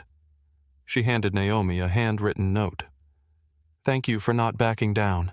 The note read, Stay strong. History is watching. Unexpected emotion tightened Naomi's throat. Thank you. I raised 3 daughters. I told them the world was getting better. Watching that video this morning, I wondered if I'd lied to them. Then I saw you stand firm, and I thought maybe the world gets better because people like her refuse to accept it staying the same. After the woman went back to her book, Naomi sat with those words. History is watching. She'd been thinking about her fight as personal as about justice for herself. But it was bigger. It was about everyone watching. Everyone who'd been told they didn't fit. Everyone who'd need courage to stand up next time. The flight attendant who'd greeted her earlier approached. His name tag read, Angela Diaz. Ms. Cross, I just want to say what happened to you this morning was wrong. A lot of us in this industry have seen things like that. Someone needs to call it out. I'm glad you're fighting back. Angela, do you like working for Delta? Yes, they treat us with respect. All of us. Not just some of us. That's how it should be everywhere. Angela nodded and moved on. 2 flights, same day. Atlantic treated her like a criminal. Delta treated her like a human. Same person, same money, same Tuesday. The only difference was company culture. Culture was a choice. Atlantic had chosen wrong. The plane descended into New York. 3:15 p.m. Departure landing at 5:47 p.m. with headwinds. The board meeting was at 4:00 p.m. She'd be late. But that was fine. Let them wait. Let them wonder if she was coming. Let the anxiety build. Looking out the window at Manhattan's skyline, Naomi felt something harden in her chest. Apex Holdings headquarters was on 57th Street, 57th floor. In less than an hour, she'd walk into that room. They thought she was coming to complain, to ask for an apology, to negotiate a settlement. They didn't realize she was coming to dismantle. Naomi's flight landed at 5:47 p.m. She texted Hannah, "Landed. Be there in 20." Hannah replied, "They're waiting. Board is nervous. Bernard tried calling me 3 more times. Offered public apology policy overhaul compensation package. But not accountability," Naomi typed. "Correct. He wants to settle quietly. Fire a few people, make a statement, move on. That's not how this works." Taxi to Apex Holdings took 17 minutes. Midtown traffic was brutal, but her driver was skilled. She arrived at 6:09 p.m., over 2 hours late for the 4:00 p.m. meeting. Perfect. The building was one of those glass and steel monuments to corporate power. Revolving doors, marble lobby, security desk that looked like a fortress. Naomi Cross for the executive board meeting. The security guard's eyes widened slightly. He knew who she was. The video had reached even here. 57th floor, Ms. Cross. They're expecting you. In the elevator, Elena and Hannah briefed her. Hannah carried her litigation bag stuffed with documents. Elena had her tablet with social media analytics ready. The story's on every major outlet now, Elena said. Front page of New York Times website, lead on CNN, international coverage, stock is down 9.2%. DOT announced formal investigation, Hannah added. NAACP filed complaint. Senator Baldwin introduced a bill requiring airlines to report discrimination incidents monthly. Naomi nodded. So it's already bigger than one company. You made it structural. That's what happens when someone with a platform refuses to stay quiet. 57th floor. The elevator opened to a reception area that screamed money. Original art on the walls. Leather furniture. Floor-to-ceiling windows with views of Manhattan that probably cost more per square foot than most people's homes. The receptionist, white woman 30s, looked uncomfortable when she saw Naomi. She'd definitely watched the video, Ms. Cross, they're ready for you in the executive boardroom. Down the hall, last door on the right. Walking through the corridor, Naomi passed offices with their lights still on. Employees working late. Some looked up as she passed. Some stared. One young black woman, maybe an assistant or junior analyst, caught Naomi's eye and mouthed, "Thank you." Naomi nodded. Outside the boardroom, 2 security guards stood at attention. A corporate lawyer waited, nervous energy radiating from him. "Ms. Cross, I'm Gerald Matthews, General Counsel for Apex Holdings. Before we begin, I want to clarify the scope." Hannah cut him off. "The scope is defined by Shareholder Rights Clause 14b, Emergency Investigation into Discriminatory Practices. My client has documented evidence and legal standing. Anything else is your attempt to limit damage. Let's not waste time." Gerald blinked, unused to being interrupted. "The board disputes the characterization of events." "There's video," Naomi said, flatly. "Multiple angles. Millions of views. They can dispute reality all they want. Facts don't care." Gerald looked like he wanted to argue but thought better of it. "Very well. But I want it noted that Atlantic Airways maintains this was a misunderstanding." Note whatever you want, Hannah said. The DOT investigation will determine what it actually was. Gerald opened the boardroom door. The room was exactly what Naomi expected. Long mahogany table, 14 leather chairs, floor-to-ceiling windows with views of the city lit up in the evening darkness. 9 board members sat around the table looking various degrees of uncomfortable. And along the wall, sitting like students called to the principal's office, Captain James Thornhill, Jennifer Walsh, and Tyler Bradford.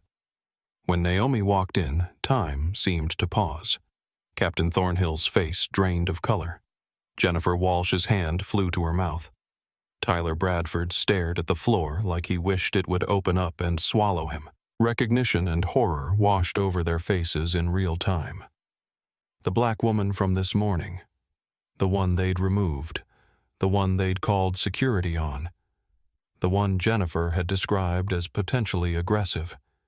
She was here, in their boardroom, at their emergency board meeting, which meant she was someone important, someone with power. David Whitmore sat in a guest chair in the corner, called in to give his perspective as a valued customer. His expensive suit looked too tight now.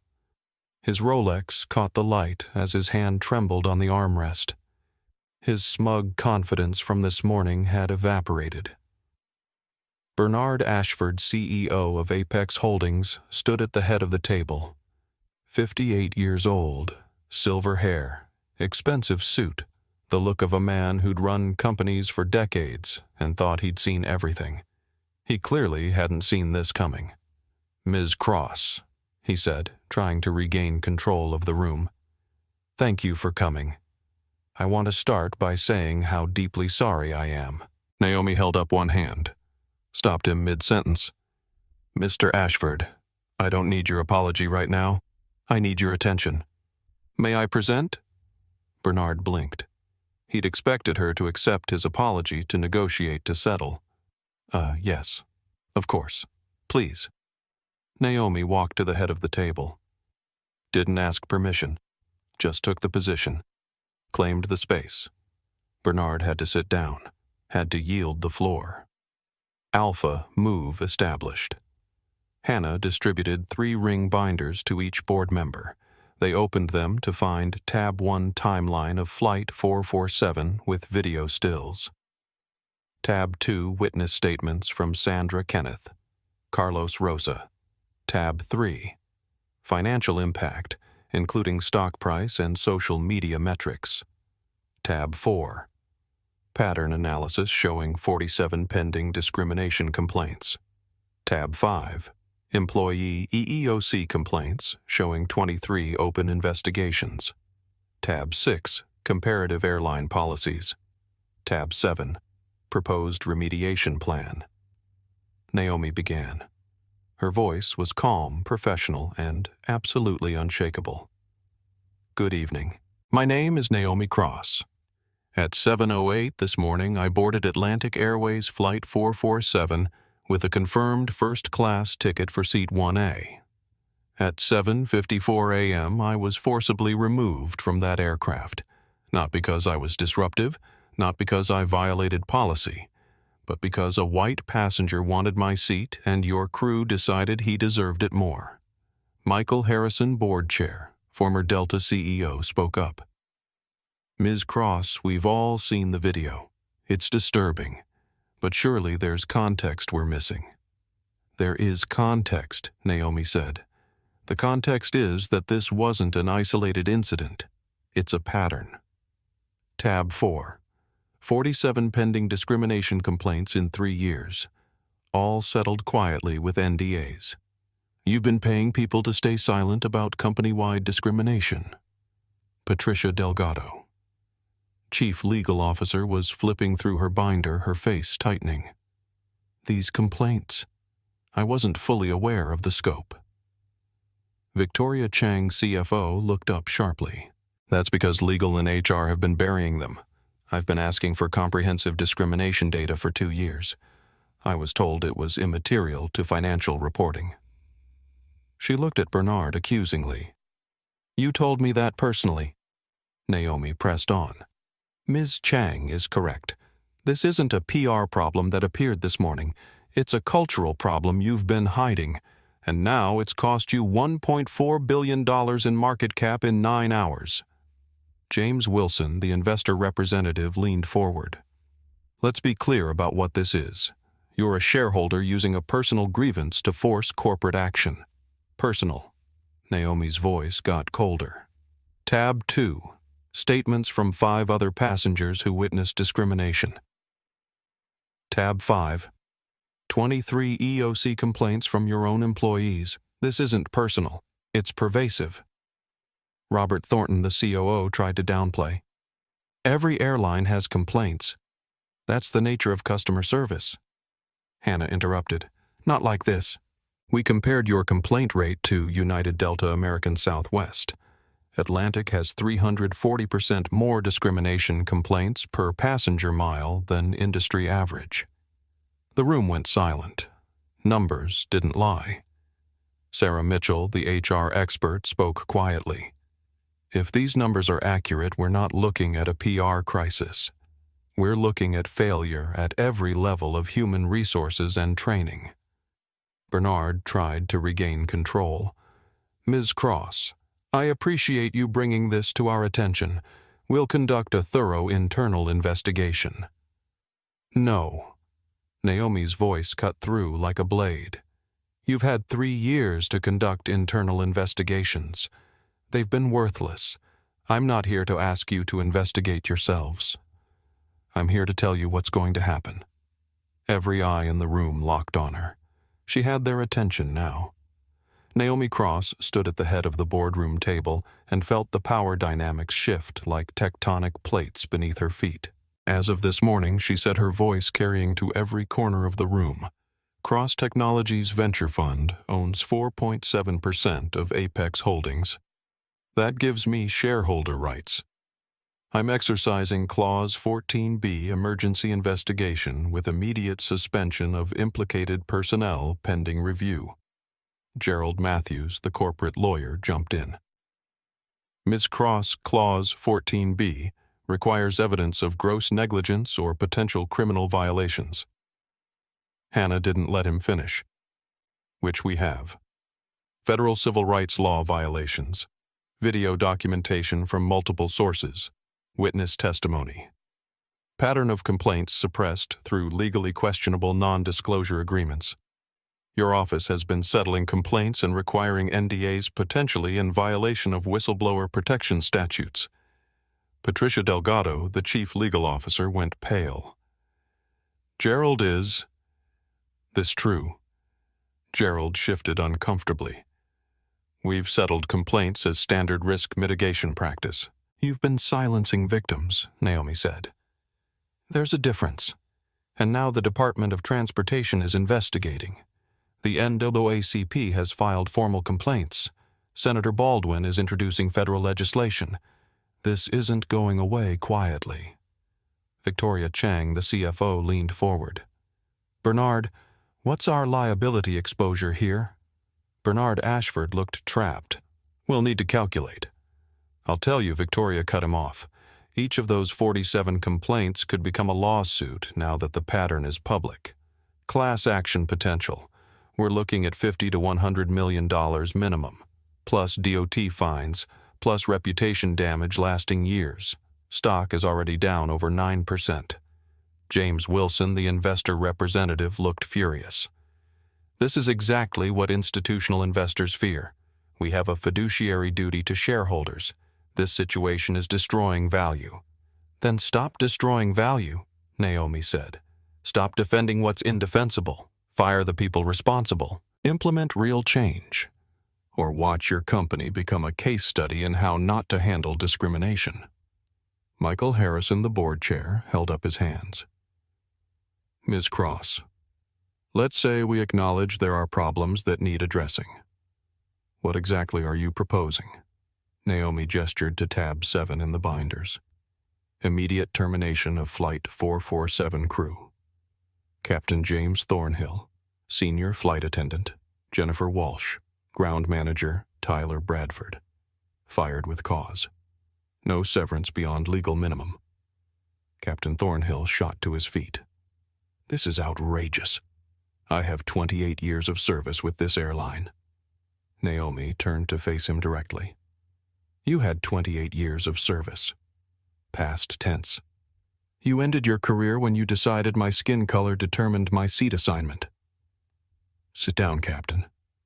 Or former Captain, I should say. Her voice wasn't loud, wasn't angry, just absolutely certain.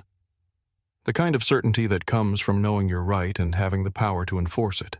Captain Thornhill sat down hard, his face red. Jennifer Walsh spoke up, tears forming. I was following protocol. Elite members have seating preferences.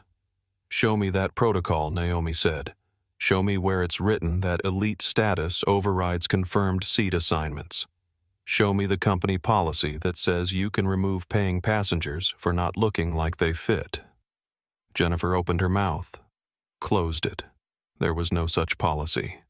There never had been. It had been bias dressed up as procedure. Hannah stepped in. Ms. Walsh, we have audio of you calling security and specifying black female potentially aggressive when Ms. Cross had shown zero aggression. That alone is grounds for termination under federal discrimination law. Jennifer went silent, tears now streaming down her face. Naomi continued. Second requirement, removal of all executives who suppress discrimination complaints. That includes you, Gerald. Gerald Matthews sputtered. I have attorney-client privilege. You have an ethical obligation that you violated, Hannah said. You buried complaints to protect the company from liability instead of addressing the underlying discriminatory behavior.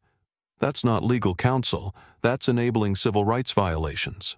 Michael Harrison interjected. Ms. Cross, we can't simply fire our general counsel without due process. You can, and you will, Naomi said.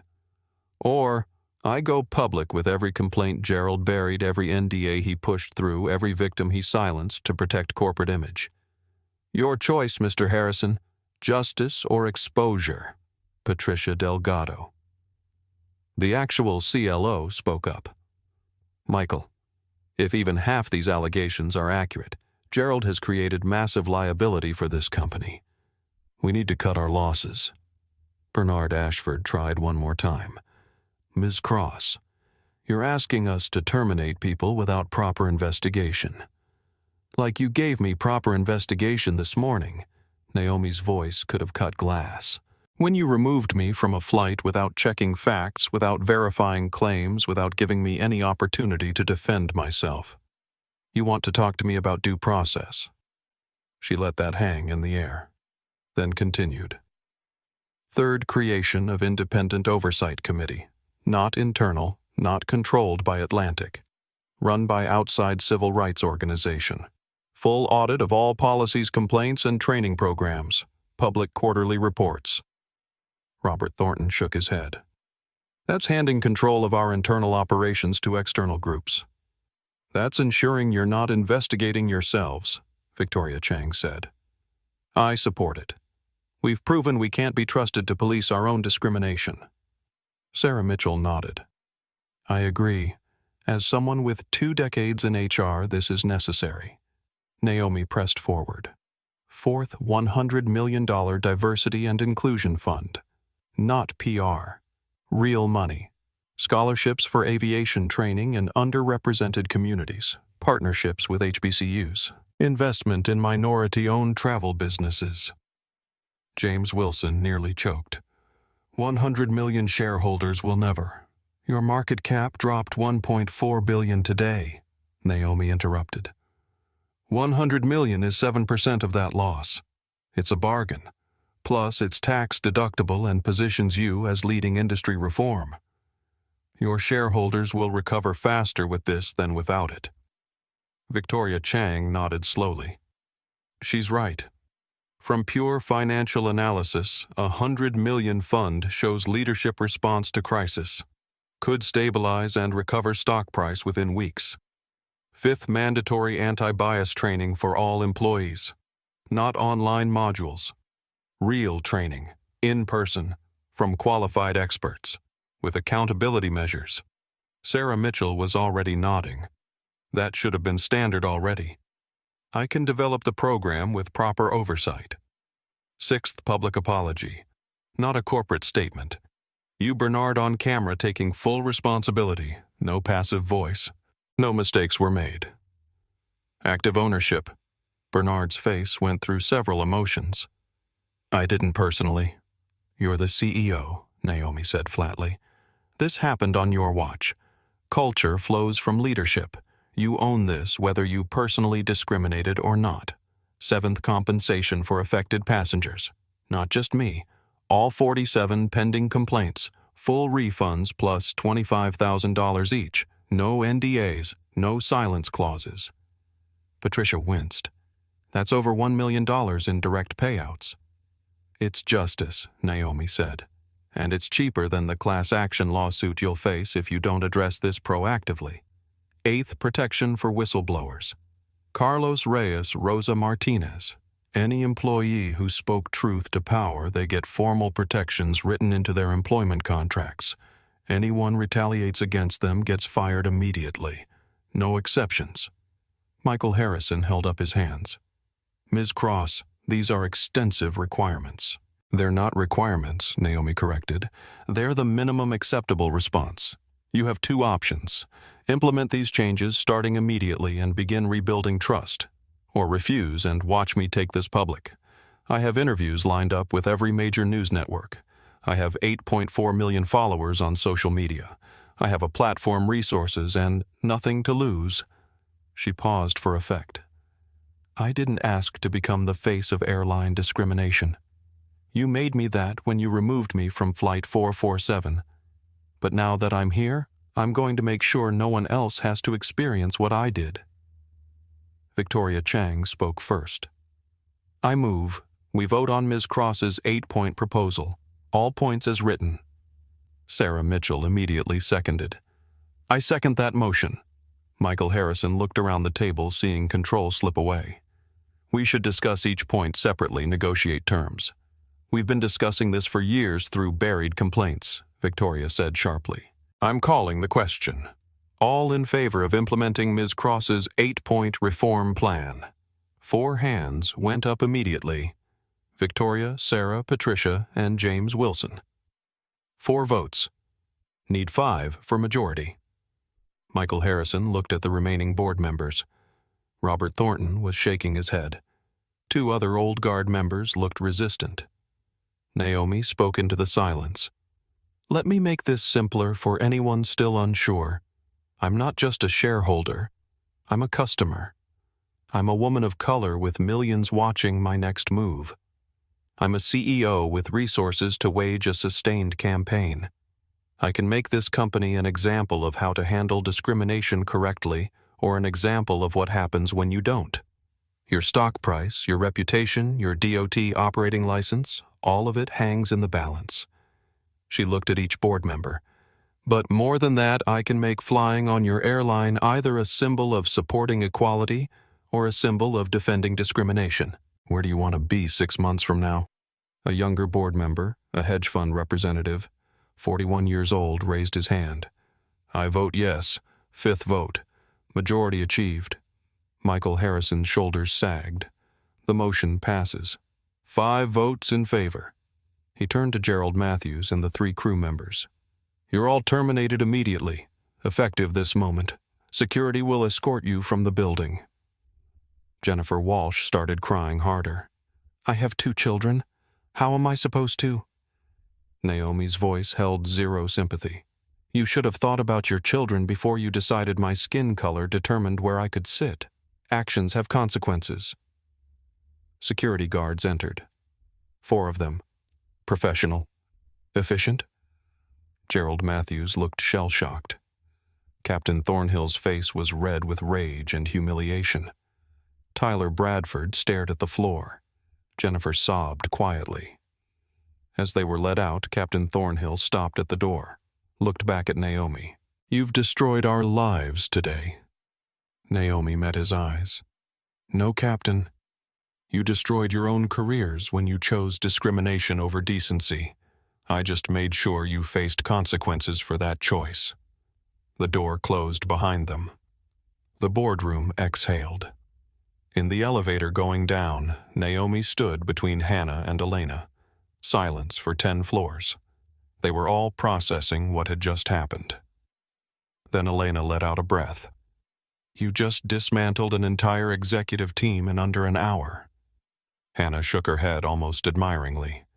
"That was the most aggressive shareholder action I've ever witnessed, and I've seen hostile takeovers." Naomi felt exhaustion starting to seep in.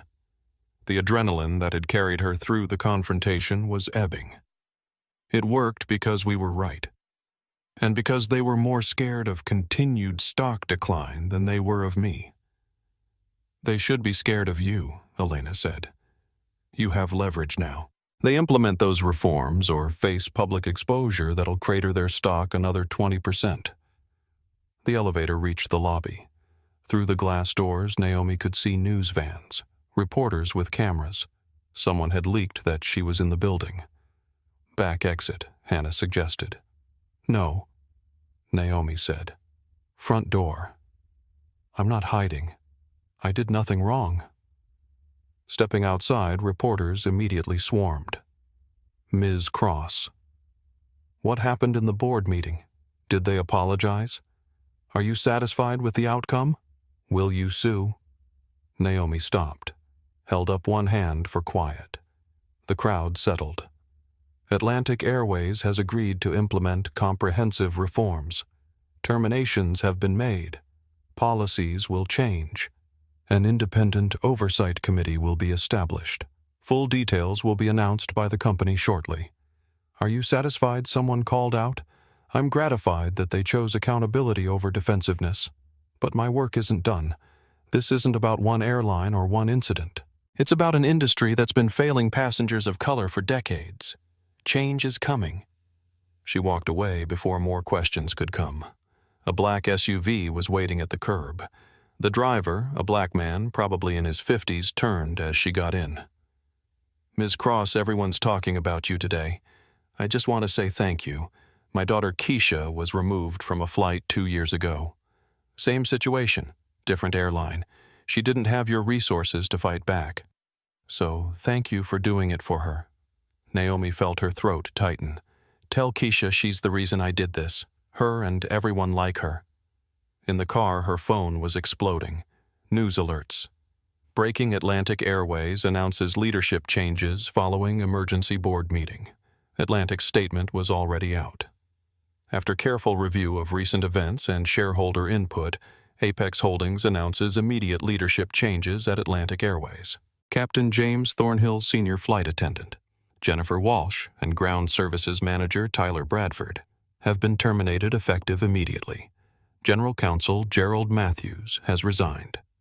Additionally, Atlantic Airways commits to comprehensive reforms, including $100 million Diversity and Inclusion Fund, Independent Oversight Committee, full policy audit, mandatory employee training and compensation for affected passengers.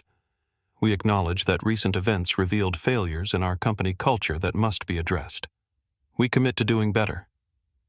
Elena read it and smirked. "They're trying to make it sound voluntary, making it look like their idea." "Let them," Naomi said. "Results matter more than credit." A text from Carlos Reyes, Ms. Cross. "They just promoted me to lead flight attendant, and Rosa is now senior gate agent." "Thank you. You didn't have to do that," Naomi replied. "You stood up when others stayed silent. That deserves recognition." Text from Kenneth Wright. "I've been waiting 50 years to see accountability like this. Thank you for not backing down." Text from Sandra Price. "You did it. You actually did it. My daughters watched the whole thing unfold. They asked if you were a superhero. I told them you're better. You're real." A video message from her mother. Diana Cross, 67 years old, still in Charlotte, still in the house where Naomi had grown up. "Baby, I saw the news. I knew when they kicked you off that plane they'd picked the wrong woman. I taught you to stand up. You did that today, not just for yourself, for everyone. I'm so proud. Your father would be proud too. Naomi watched the video 3 times. The first time she'd let emotion crack through all day. Tears on her face in the back of a car in Manhattan, thinking about her mother working 3 jobs, thinking about all the times Diana had stood tall in the face of disrespect, thinking about the legacy of strength she'd inherited. The car pulled up to her hotel, 4 Seasons, Midtown. Doorman opened her door. Ms. Cross, we've heard about your day. We've upgraded your room to a suite. Complimentary, just our way of saying welcome. In the elevator to her room, Naomi caught her reflection in the mirrored wall. She looked tired. Her blazer was wrinkled. Her hair was coming loose from its pins. But her eyes were clear. She'd started this morning being kicked off a plane. She was ending it having changed company policy, fired the people responsible, and set in motion industry-wide reforms. One day. One fight. One woman refusing to accept injustice. Her mother's words echoed, "Don't let them make you smaller than you are." She hadn't. She wouldn't. And neither would anyone who came after her. The next morning, Atlantic Airways held a press conference at their headquarters in Atlanta, Public Plaza outside the building, 10 a.m., 200 reporters, cameras from every major network. Bernard Ashford stood at the podium, and he looked like he'd aged 5 years overnight. The confidence from boardrooms and investor calls was gone, replaced by a man who knew he was about to eat crow in front of the entire world. Yesterday morning, he began his voice carrying across the plaza. Something happened that should never have happened on any Atlantic Airways aircraft. Ms. Naomi Cross, a paying passenger with a confirmed first-class seat assignment, was removed from Flight 447. This occurred because our crew made assumptions based on appearance rather than facts. It happened because we've allowed a culture that tolerates bias instead of confronting it. He paused. The words were clearly difficult. Good. I want to be absolutely clear. This wasn't a misunderstanding. It wasn't a miscommunication. It was discrimination. And it happened under my leadership. As CEO, I take full responsibility. Behind the cameras, Naomi stood with Hannah and Elena. She'd deliberately chosen not to be on stage. This wasn't her apology to give. This was Bernard's accountability moment. He needed to own it alone. Bernard continued listing the 8-point plan, each reform detailed, timeline provided, financial commitments specified. No weasel words. No, we'll look into it. Concrete actions with concrete deadlines. Then he said the words that would be clipped and shared and quoted for years. But more than policy changes, we need cultural change. We need to acknowledge that flying while Black or Hispanic or any minority identity has been unnecessarily difficult for too long. The woman we removed yesterday was right. She shouldn't have had to fight for a seat she paid for. No one should. We failed her. We've failed others. That ends now. Reporter questions came rapid fire. Will you resign, Bernard? That's a decision for the board. But I'm committed to seeing these reforms through. If I'm the right person to lead that change, I'll stay. If not, I'll step aside. What matters is the reforms happen. Is this enough, Bernard? No. But it's a start. Real change takes time. We're committed to that time and that work. What about the other airlines, United, Delta, American, Bernard? We can only control our actions. But I hope our peers see this as an industry challenge, not just an Atlantic problem. After Bernard left the podium, reporters spotted Naomi. They rushed toward her. She stepped forward. Elena had coached her. Keep it short. Lead with gratitude. End with vision. 24 hours ago, I was removed from Flight 447 for asking for the seat I paid for. Today, that airline is implementing the most comprehensive anti-discrimination reforms in industry history. That's not because of me alone. That's because of everyone who watched that video and said not anymore. 8 million people viewed that footage. Thousands shared their own stories. Employees spoke up. Passengers became witnesses. That collective voice created this change. A reporter called out, "Are you satisfied?" Naomi chose her words carefully. "I'm gratified by yesterday's actions. But satisfaction comes when I can fly anywhere, anytime, and know my skin color won't determine my treatment. We're closer to that. We're not there yet. What's next for you? I'm launching the Equity in Travel Foundation, using Cross Technologies resources to monitor discrimination across airlines, hotels, and travel services. We'll publish quarterly reports. We'll provide free legal help to travelers facing discrimination. We'll hold companies accountable. Because what happened to me happens every single day. We're going to make it visible, and we're going to make it stop. United, Delta, American have all released statements supporting anti-discrimination policies. Will you push them to adopt Atlantic's reforms? I won't have to push. Market pressure will drive change. Passengers will choose airlines that treat them with respect. The companies that adapt will thrive. The ones that don't will answer to their shareholders and the traveling public. Do you forgive Captain Thornhill and the crew? Naomi paused. This question was a trap. Answer yes, and she looks weak. Answer no, and she looks vindictive. Forgiveness is personal. What I wanted was accountability. They faced consequences for their actions. That's not about forgiveness or revenge. It's about ensuring actions have meaning. Has David Whitmore, the passenger who took your seat, commented, "No"? And I don't expect him to. People like Mr. Whitmore rarely apologize for taking what they felt entitled to. But his silence speaks clearly.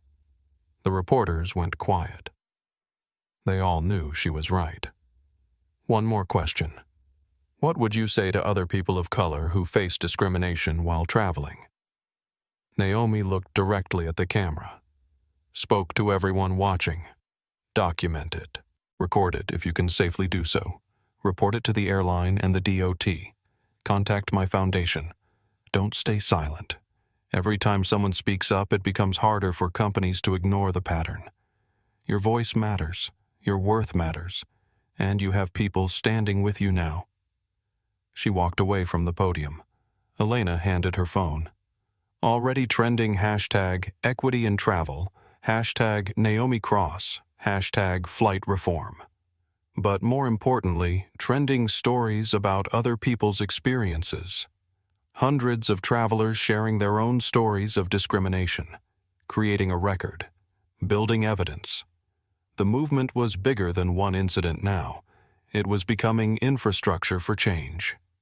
6 months after Flight 447, Carlos Reyes stood in front of 200 flight attendants in Atlantic's new training facility. "Good morning. I'm Carlos Reyes, lead flight attendant. 6 months ago, I watched a passenger be removed from first class because of her skin color. I stayed silent. I was scared. That silence is why we're here today. The new mandatory training program, Respect in Flight, developed by Sarah Mitchell in partnership with civil rights organizations. Every Atlantic employee required to attend. In person. No online shortcuts. We're going to watch the video from Flight 447. It's uncomfortable. It should be. Because it shows what happens when we don't question our assumptions. The video played, Naomi standing calmly, Jennifer calling security, Captain Thornhill never checking David Whitmore's boarding pass. The escalation. The removal.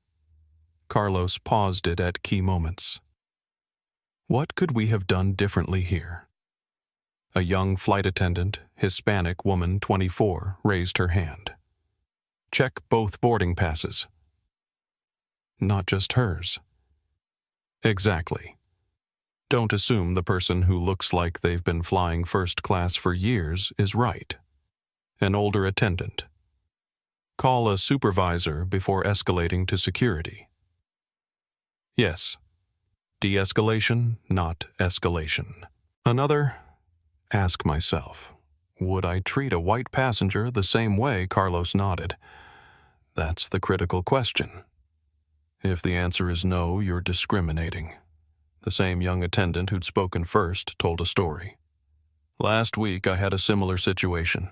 Elite passenger in wrong seat. He was white. Assigned passenger was black. I checked both boarding passes. Elite passenger was wrong. I made him move. He complained to my supervisor. She paused. My supervisor backed me up. Told him policy is policy. That's the culture change. The room applauded. Atlanta to New York, Tuesday morning. First-class cabin. Same route as Flight 447. A young black woman, early 20s, casual business attire, approached seat 1A. A white passenger was already seated there.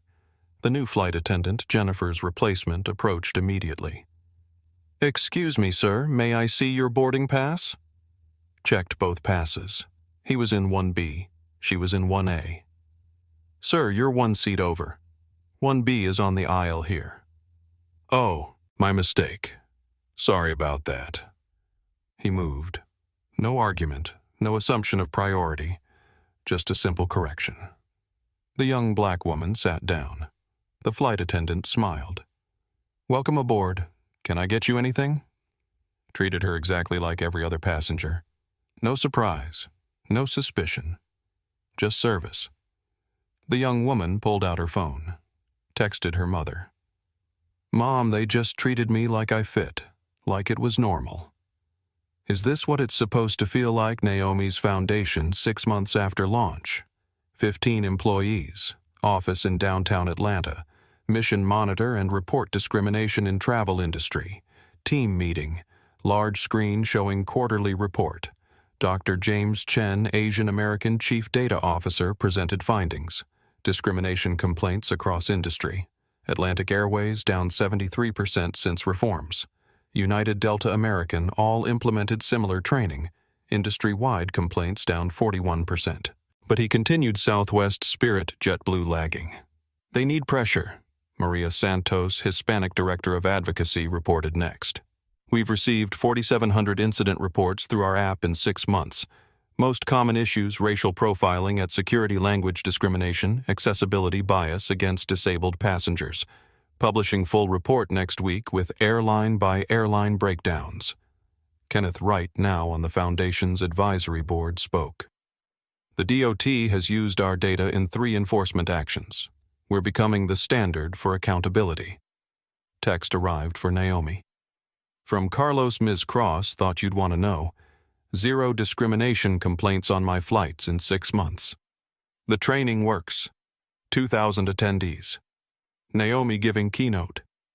6 months ago, I was removed from a plane. Today I'm supposed to talk about how I turned that into activism. But that's the wrong story. She paused, letting the crowd lean in. The real heroes are Rosa Martinez, the gate agent who documented everything. Carlos Reyes, who finally found his voice. Sandra Price, who recorded when others looked away. Kenneth Wright, who offered his legal expertise. They didn't have platforms or resources. They just had courage. Standing ovation. My mother worked 3 jobs, never flew first class.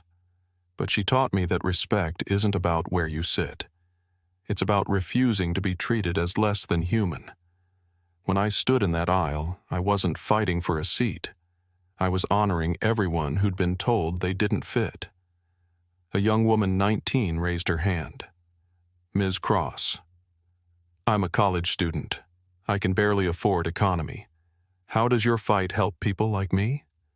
Because this isn't about first class. It's about respect. Whether you're in row 1 or row 30, you deserve to be treated with humanity. The reforms apply to every seat. The oversight applies to every passenger. And my foundation offers free legal help to any traveler facing discrimination. You shouldn't need money or connections to get justice. 6 months later, David Whitmore eating lunch alone at his country club in Connecticut. Members who used to join him now avoided his table. His face had been in all those videos, his smug expression sitting in Naomi's seat, his comment about people knowing their place. He'd become the face of entitled privilege. Business consequences piled up like unpaid bills. 3 major real estate deals had fallen through. Partners were distancing themselves. Associates weren't returning calls. His company lost contracts with diversity-conscious clients who didn't want the association. His wife, Margaret, had filed for divorce 3 months ago. Their daughter, Emily, 15 years old, had seen the videos at school. Her classmates had shown her, had asked why her father was that guy. Emily had come home in tears. "Daddy, why were you so mean to that lady?" "She just wanted to sit down," David had tried to explain. "It's complicated, sweetheart. There were circumstances." No, Emily had said. "It's not complicated. You took her seat. You were mean, and you didn't even apologize." Out of the mouths of teenagers came truth he couldn't face. Margaret's lawyer had cited irreconcilable differences and public embarrassment in the divorce filing. Translation: I don't want to be married to the face of racism. Atlantic Airways had banned him for life. His Diamond Elite status, cultivated over 6 years, revoked. The arrangement for seat 1A void. The special treatment gone. Other airlines had quietly flagged his account. Not banned, they couldn't coordinate that legally, but his elite status applications kept getting reviewed and delayed. He pulled out his phone. Twitter mentions 89,341. He'd stopped reading them months ago, but he knew what they said. This is the face of everyday entitlement. Boomer taking what isn't his.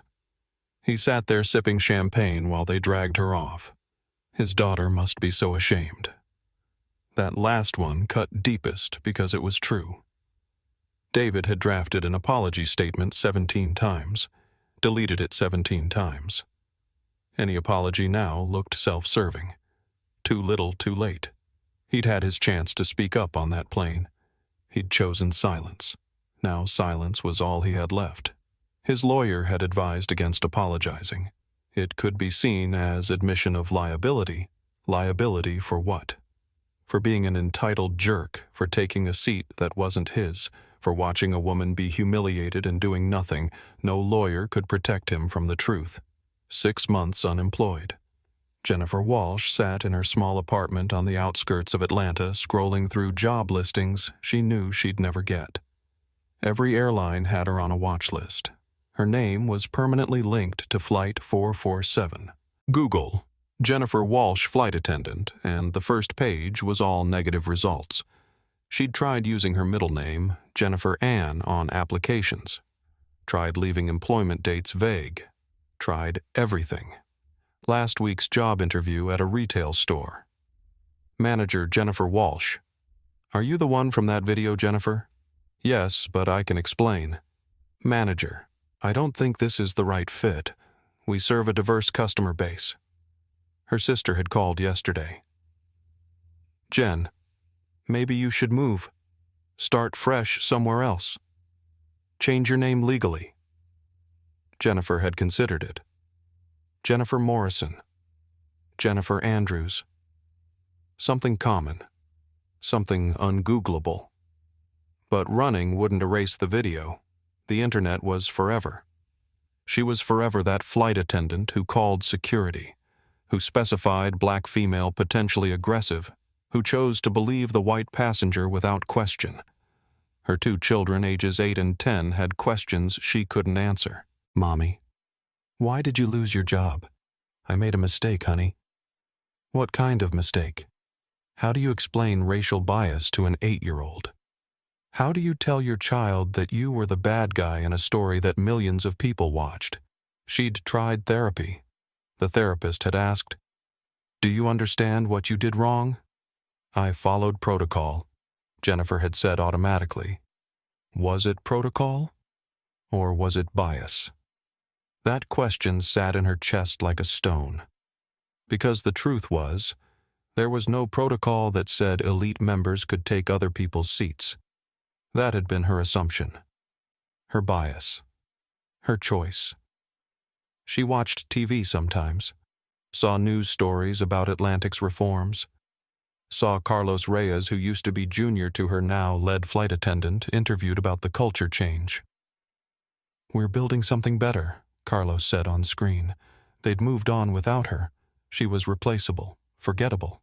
except in the one context where she'd never be forgotten as the villain of Flight 447. 6 months, 363 job applications, 2 interviews, 0 offers. Actions she was learning had consequences. James Thornhill stood in a small flight simulator training a nervous student pilot to handle crosswind landings. This was his life now, not commanding a 787 with 300 passengers, not flying transcontinental routes, not wearing the uniform with 4 stripes that had defined him for 28 years. Now he taught weekend pilots how to land Cessnas. His FAA license had been suspended pending ethics review. Pattern of passenger complaints, they'd said. Multiple incidents of questionable judgment. He could reapply in a year. Maybe get it back, maybe not. His pension was affected. His retirement timeline destroyed. His reputation in aviation circles ruined. Last month, his son had visited. James Jr., 28, worked at Google in San Francisco. Smart kid, good heart. Nothing like his father. Dad, I saw the video in a training at work. Implicit bias workshop. They used you as an example. James had felt his chest tighten. What did they say? That you made assumptions based on race. That you never questioned your own judgment. That you had authority without accountability. James Jr. had paused. Were they right? That question. That simple, devastating question. James had spent 6 months thinking about it. 6 months of sleepless nights. 6 months of watching his marriage strain under the weight of his choices. 6 months of seeing his face in articles about discrimination. Yes, he'd finally said. They were right. I looked at her, and I saw what I expected to see. Not what was there. I saw a black woman and assumed she was lying. I saw a white man and assumed he was telling the truth. I didn't check, didn't verify, didn't question. His son had nodded slowly. So what are you going to do about it?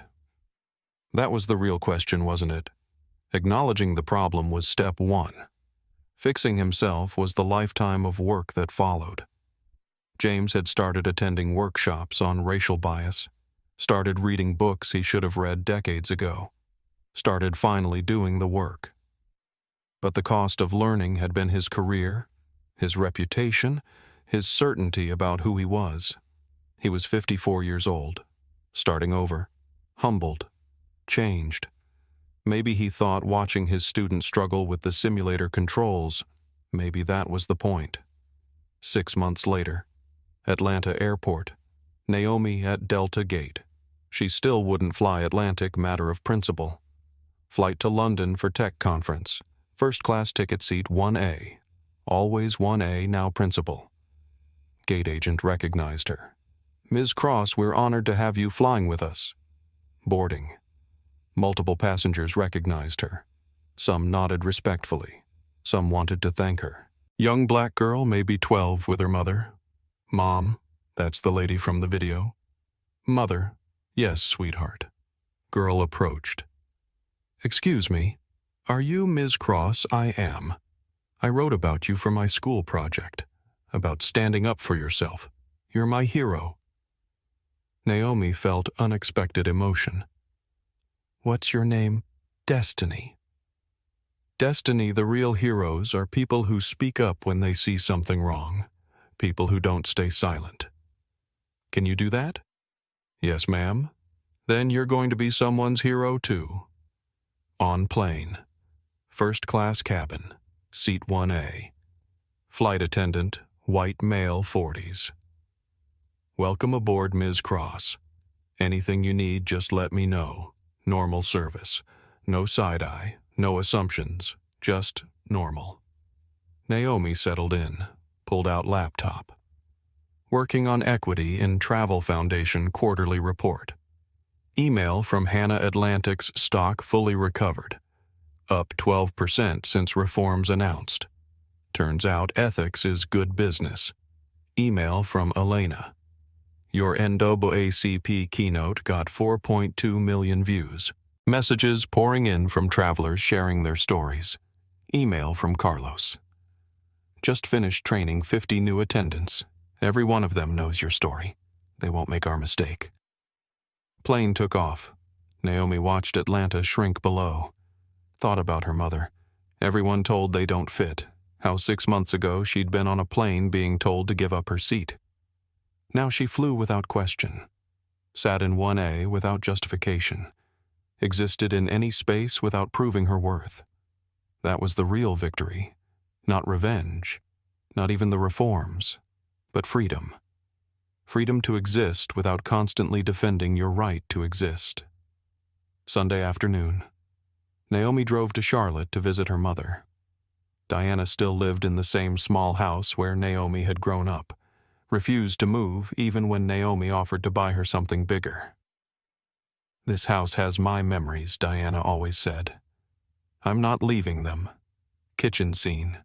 Diana making Sunday dinner. Collard greens simmering. Fried chicken cooling. Cornbread in the oven. The smells of Naomi's childhood.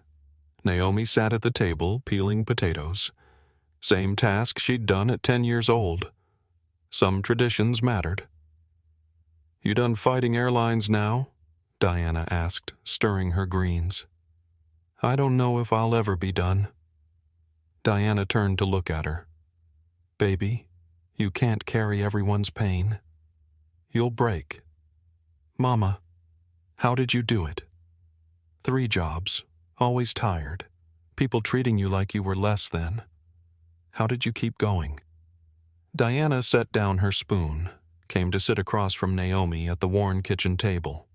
"Because I had you. I needed you to see that being black doesn't mean being less. That hard work matters. That respect isn't negotiable." She reached across to take Naomi's hand. "You think I didn't want to break? I broke plenty, just not in front of you. I cried in the shower. I cried in my car before going to work. I cried a lot, baby." This was news to Naomi. "You never told me. Didn't need to. You saw the strength. That's what mattered. You learned to stand up by watching me refuse to bow down." They sat in silence, hands clasped, while the collard greens bubbled and the cornbread baked and life continued its ordinary rhythm despite everything that had happened.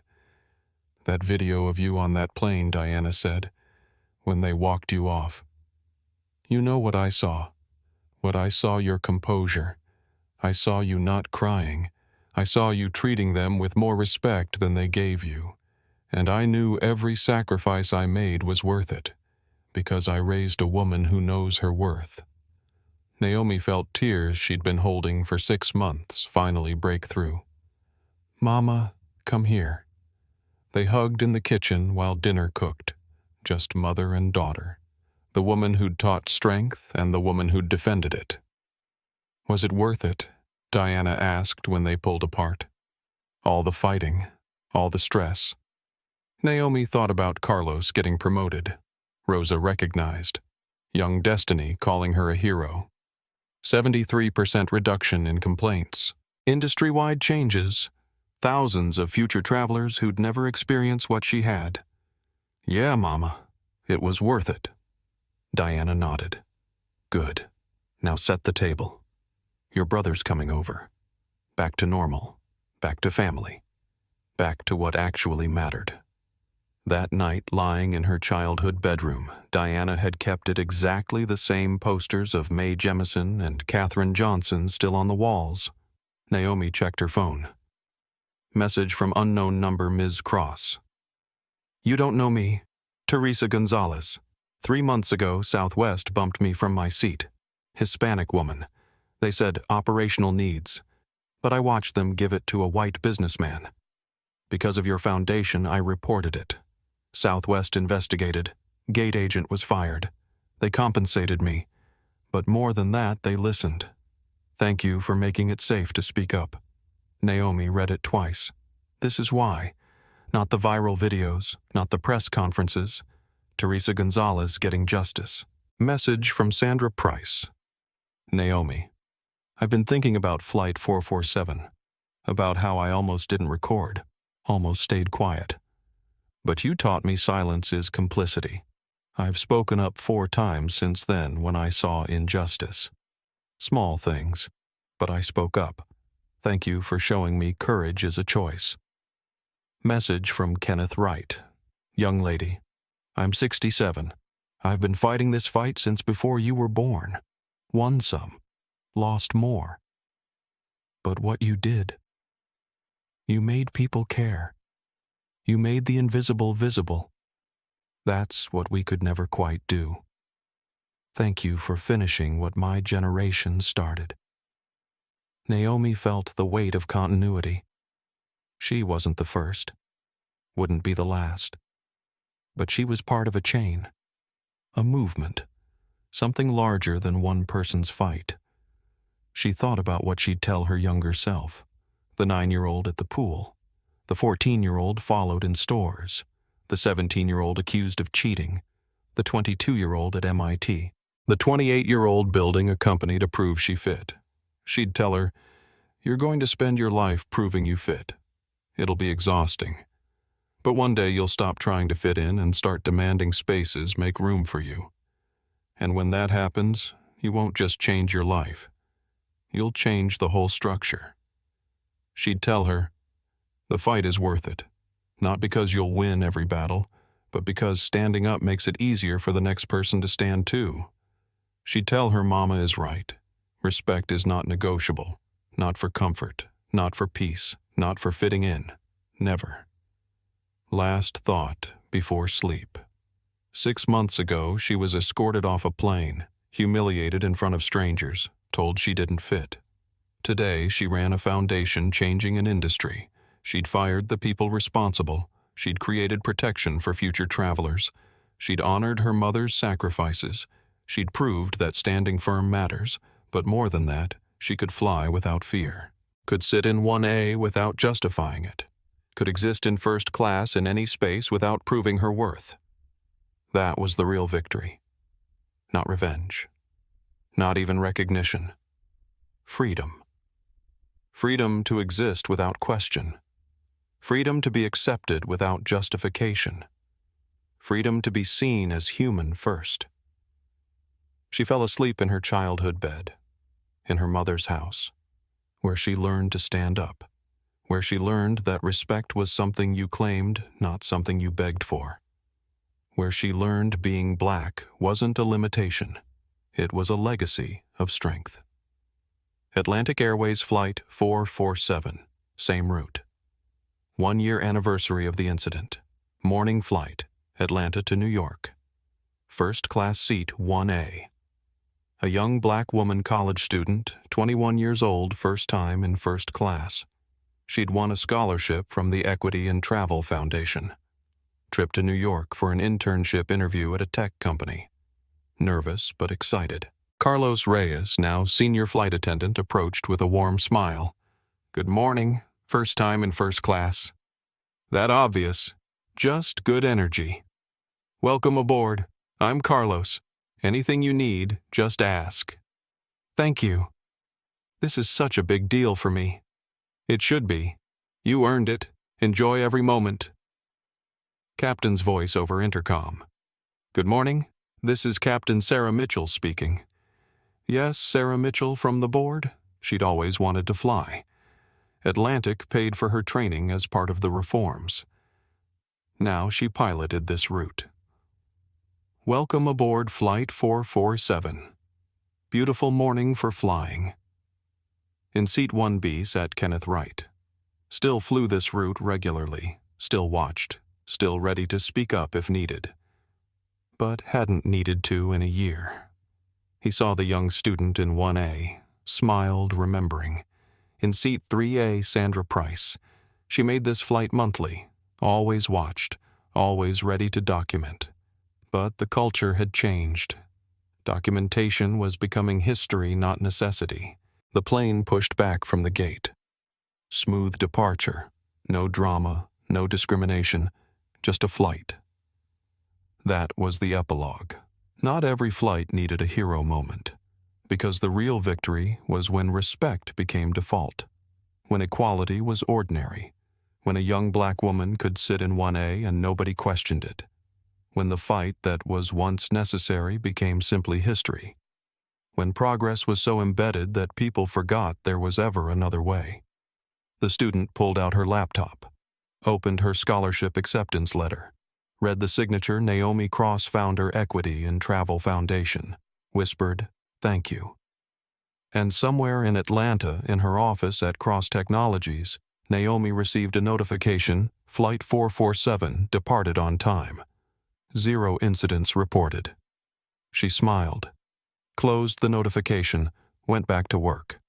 Because that was the real happy ending. Not revenge, not punishment, not even recognition. Just peace. The peace of knowing the next generation could fly freely. The peace of structural change. The peace of justice done. The peace of a world where a young woman named Destiny could board a plane, sit in any seat she'd paid for, and simply exist. Without fear, without question, without having to prove she fit. That was worth fighting for. That was worth 6 months of headlines and stress and board meetings and uncomfortable conversations. That was worth every single moment of standing in an aisle, refusing to move, insisting on respect. Because now nobody else would have to. And that's the end of our story today. But before you go, I need to ask you something important. If this story moved you, if Naomi's fight for respect resonated with you, if you believe everyone deserves to be treated with humanity, regardless of their skin color, please hit that like button right now. Your like tells YouTube to share this story with more people who need to hear it, and subscribe to this channel if you haven't already. We share powerful stories of justice, courage, and people standing up for what's right. Stories that inspire, stories that matter. Stories that remind us all that change is possible when we refuse to stay silent. Most importantly, share this video. Share it with someone who's ever been told they don't fit. Share it with someone who needs to know their worth isn't up for debate. Share it with someone fighting their own battle for respect. Your share could be the encouragement they need today. Drop a comment below and tell me, have you ever experienced something like this? Have you ever had to stand up for yourself when others tried to make you feel small? Your story matters. Your voice matters. And this community is here to support you. Remember what Naomi's mother taught her. Don't let them make you smaller than you are. Stand tall. Know your worth. And never ever accept less than the respect you deserve. Thank you for watching. Thank you for caring. And thank you for being part of the change we need to see in this world. Until next time, keep standing up for what's right.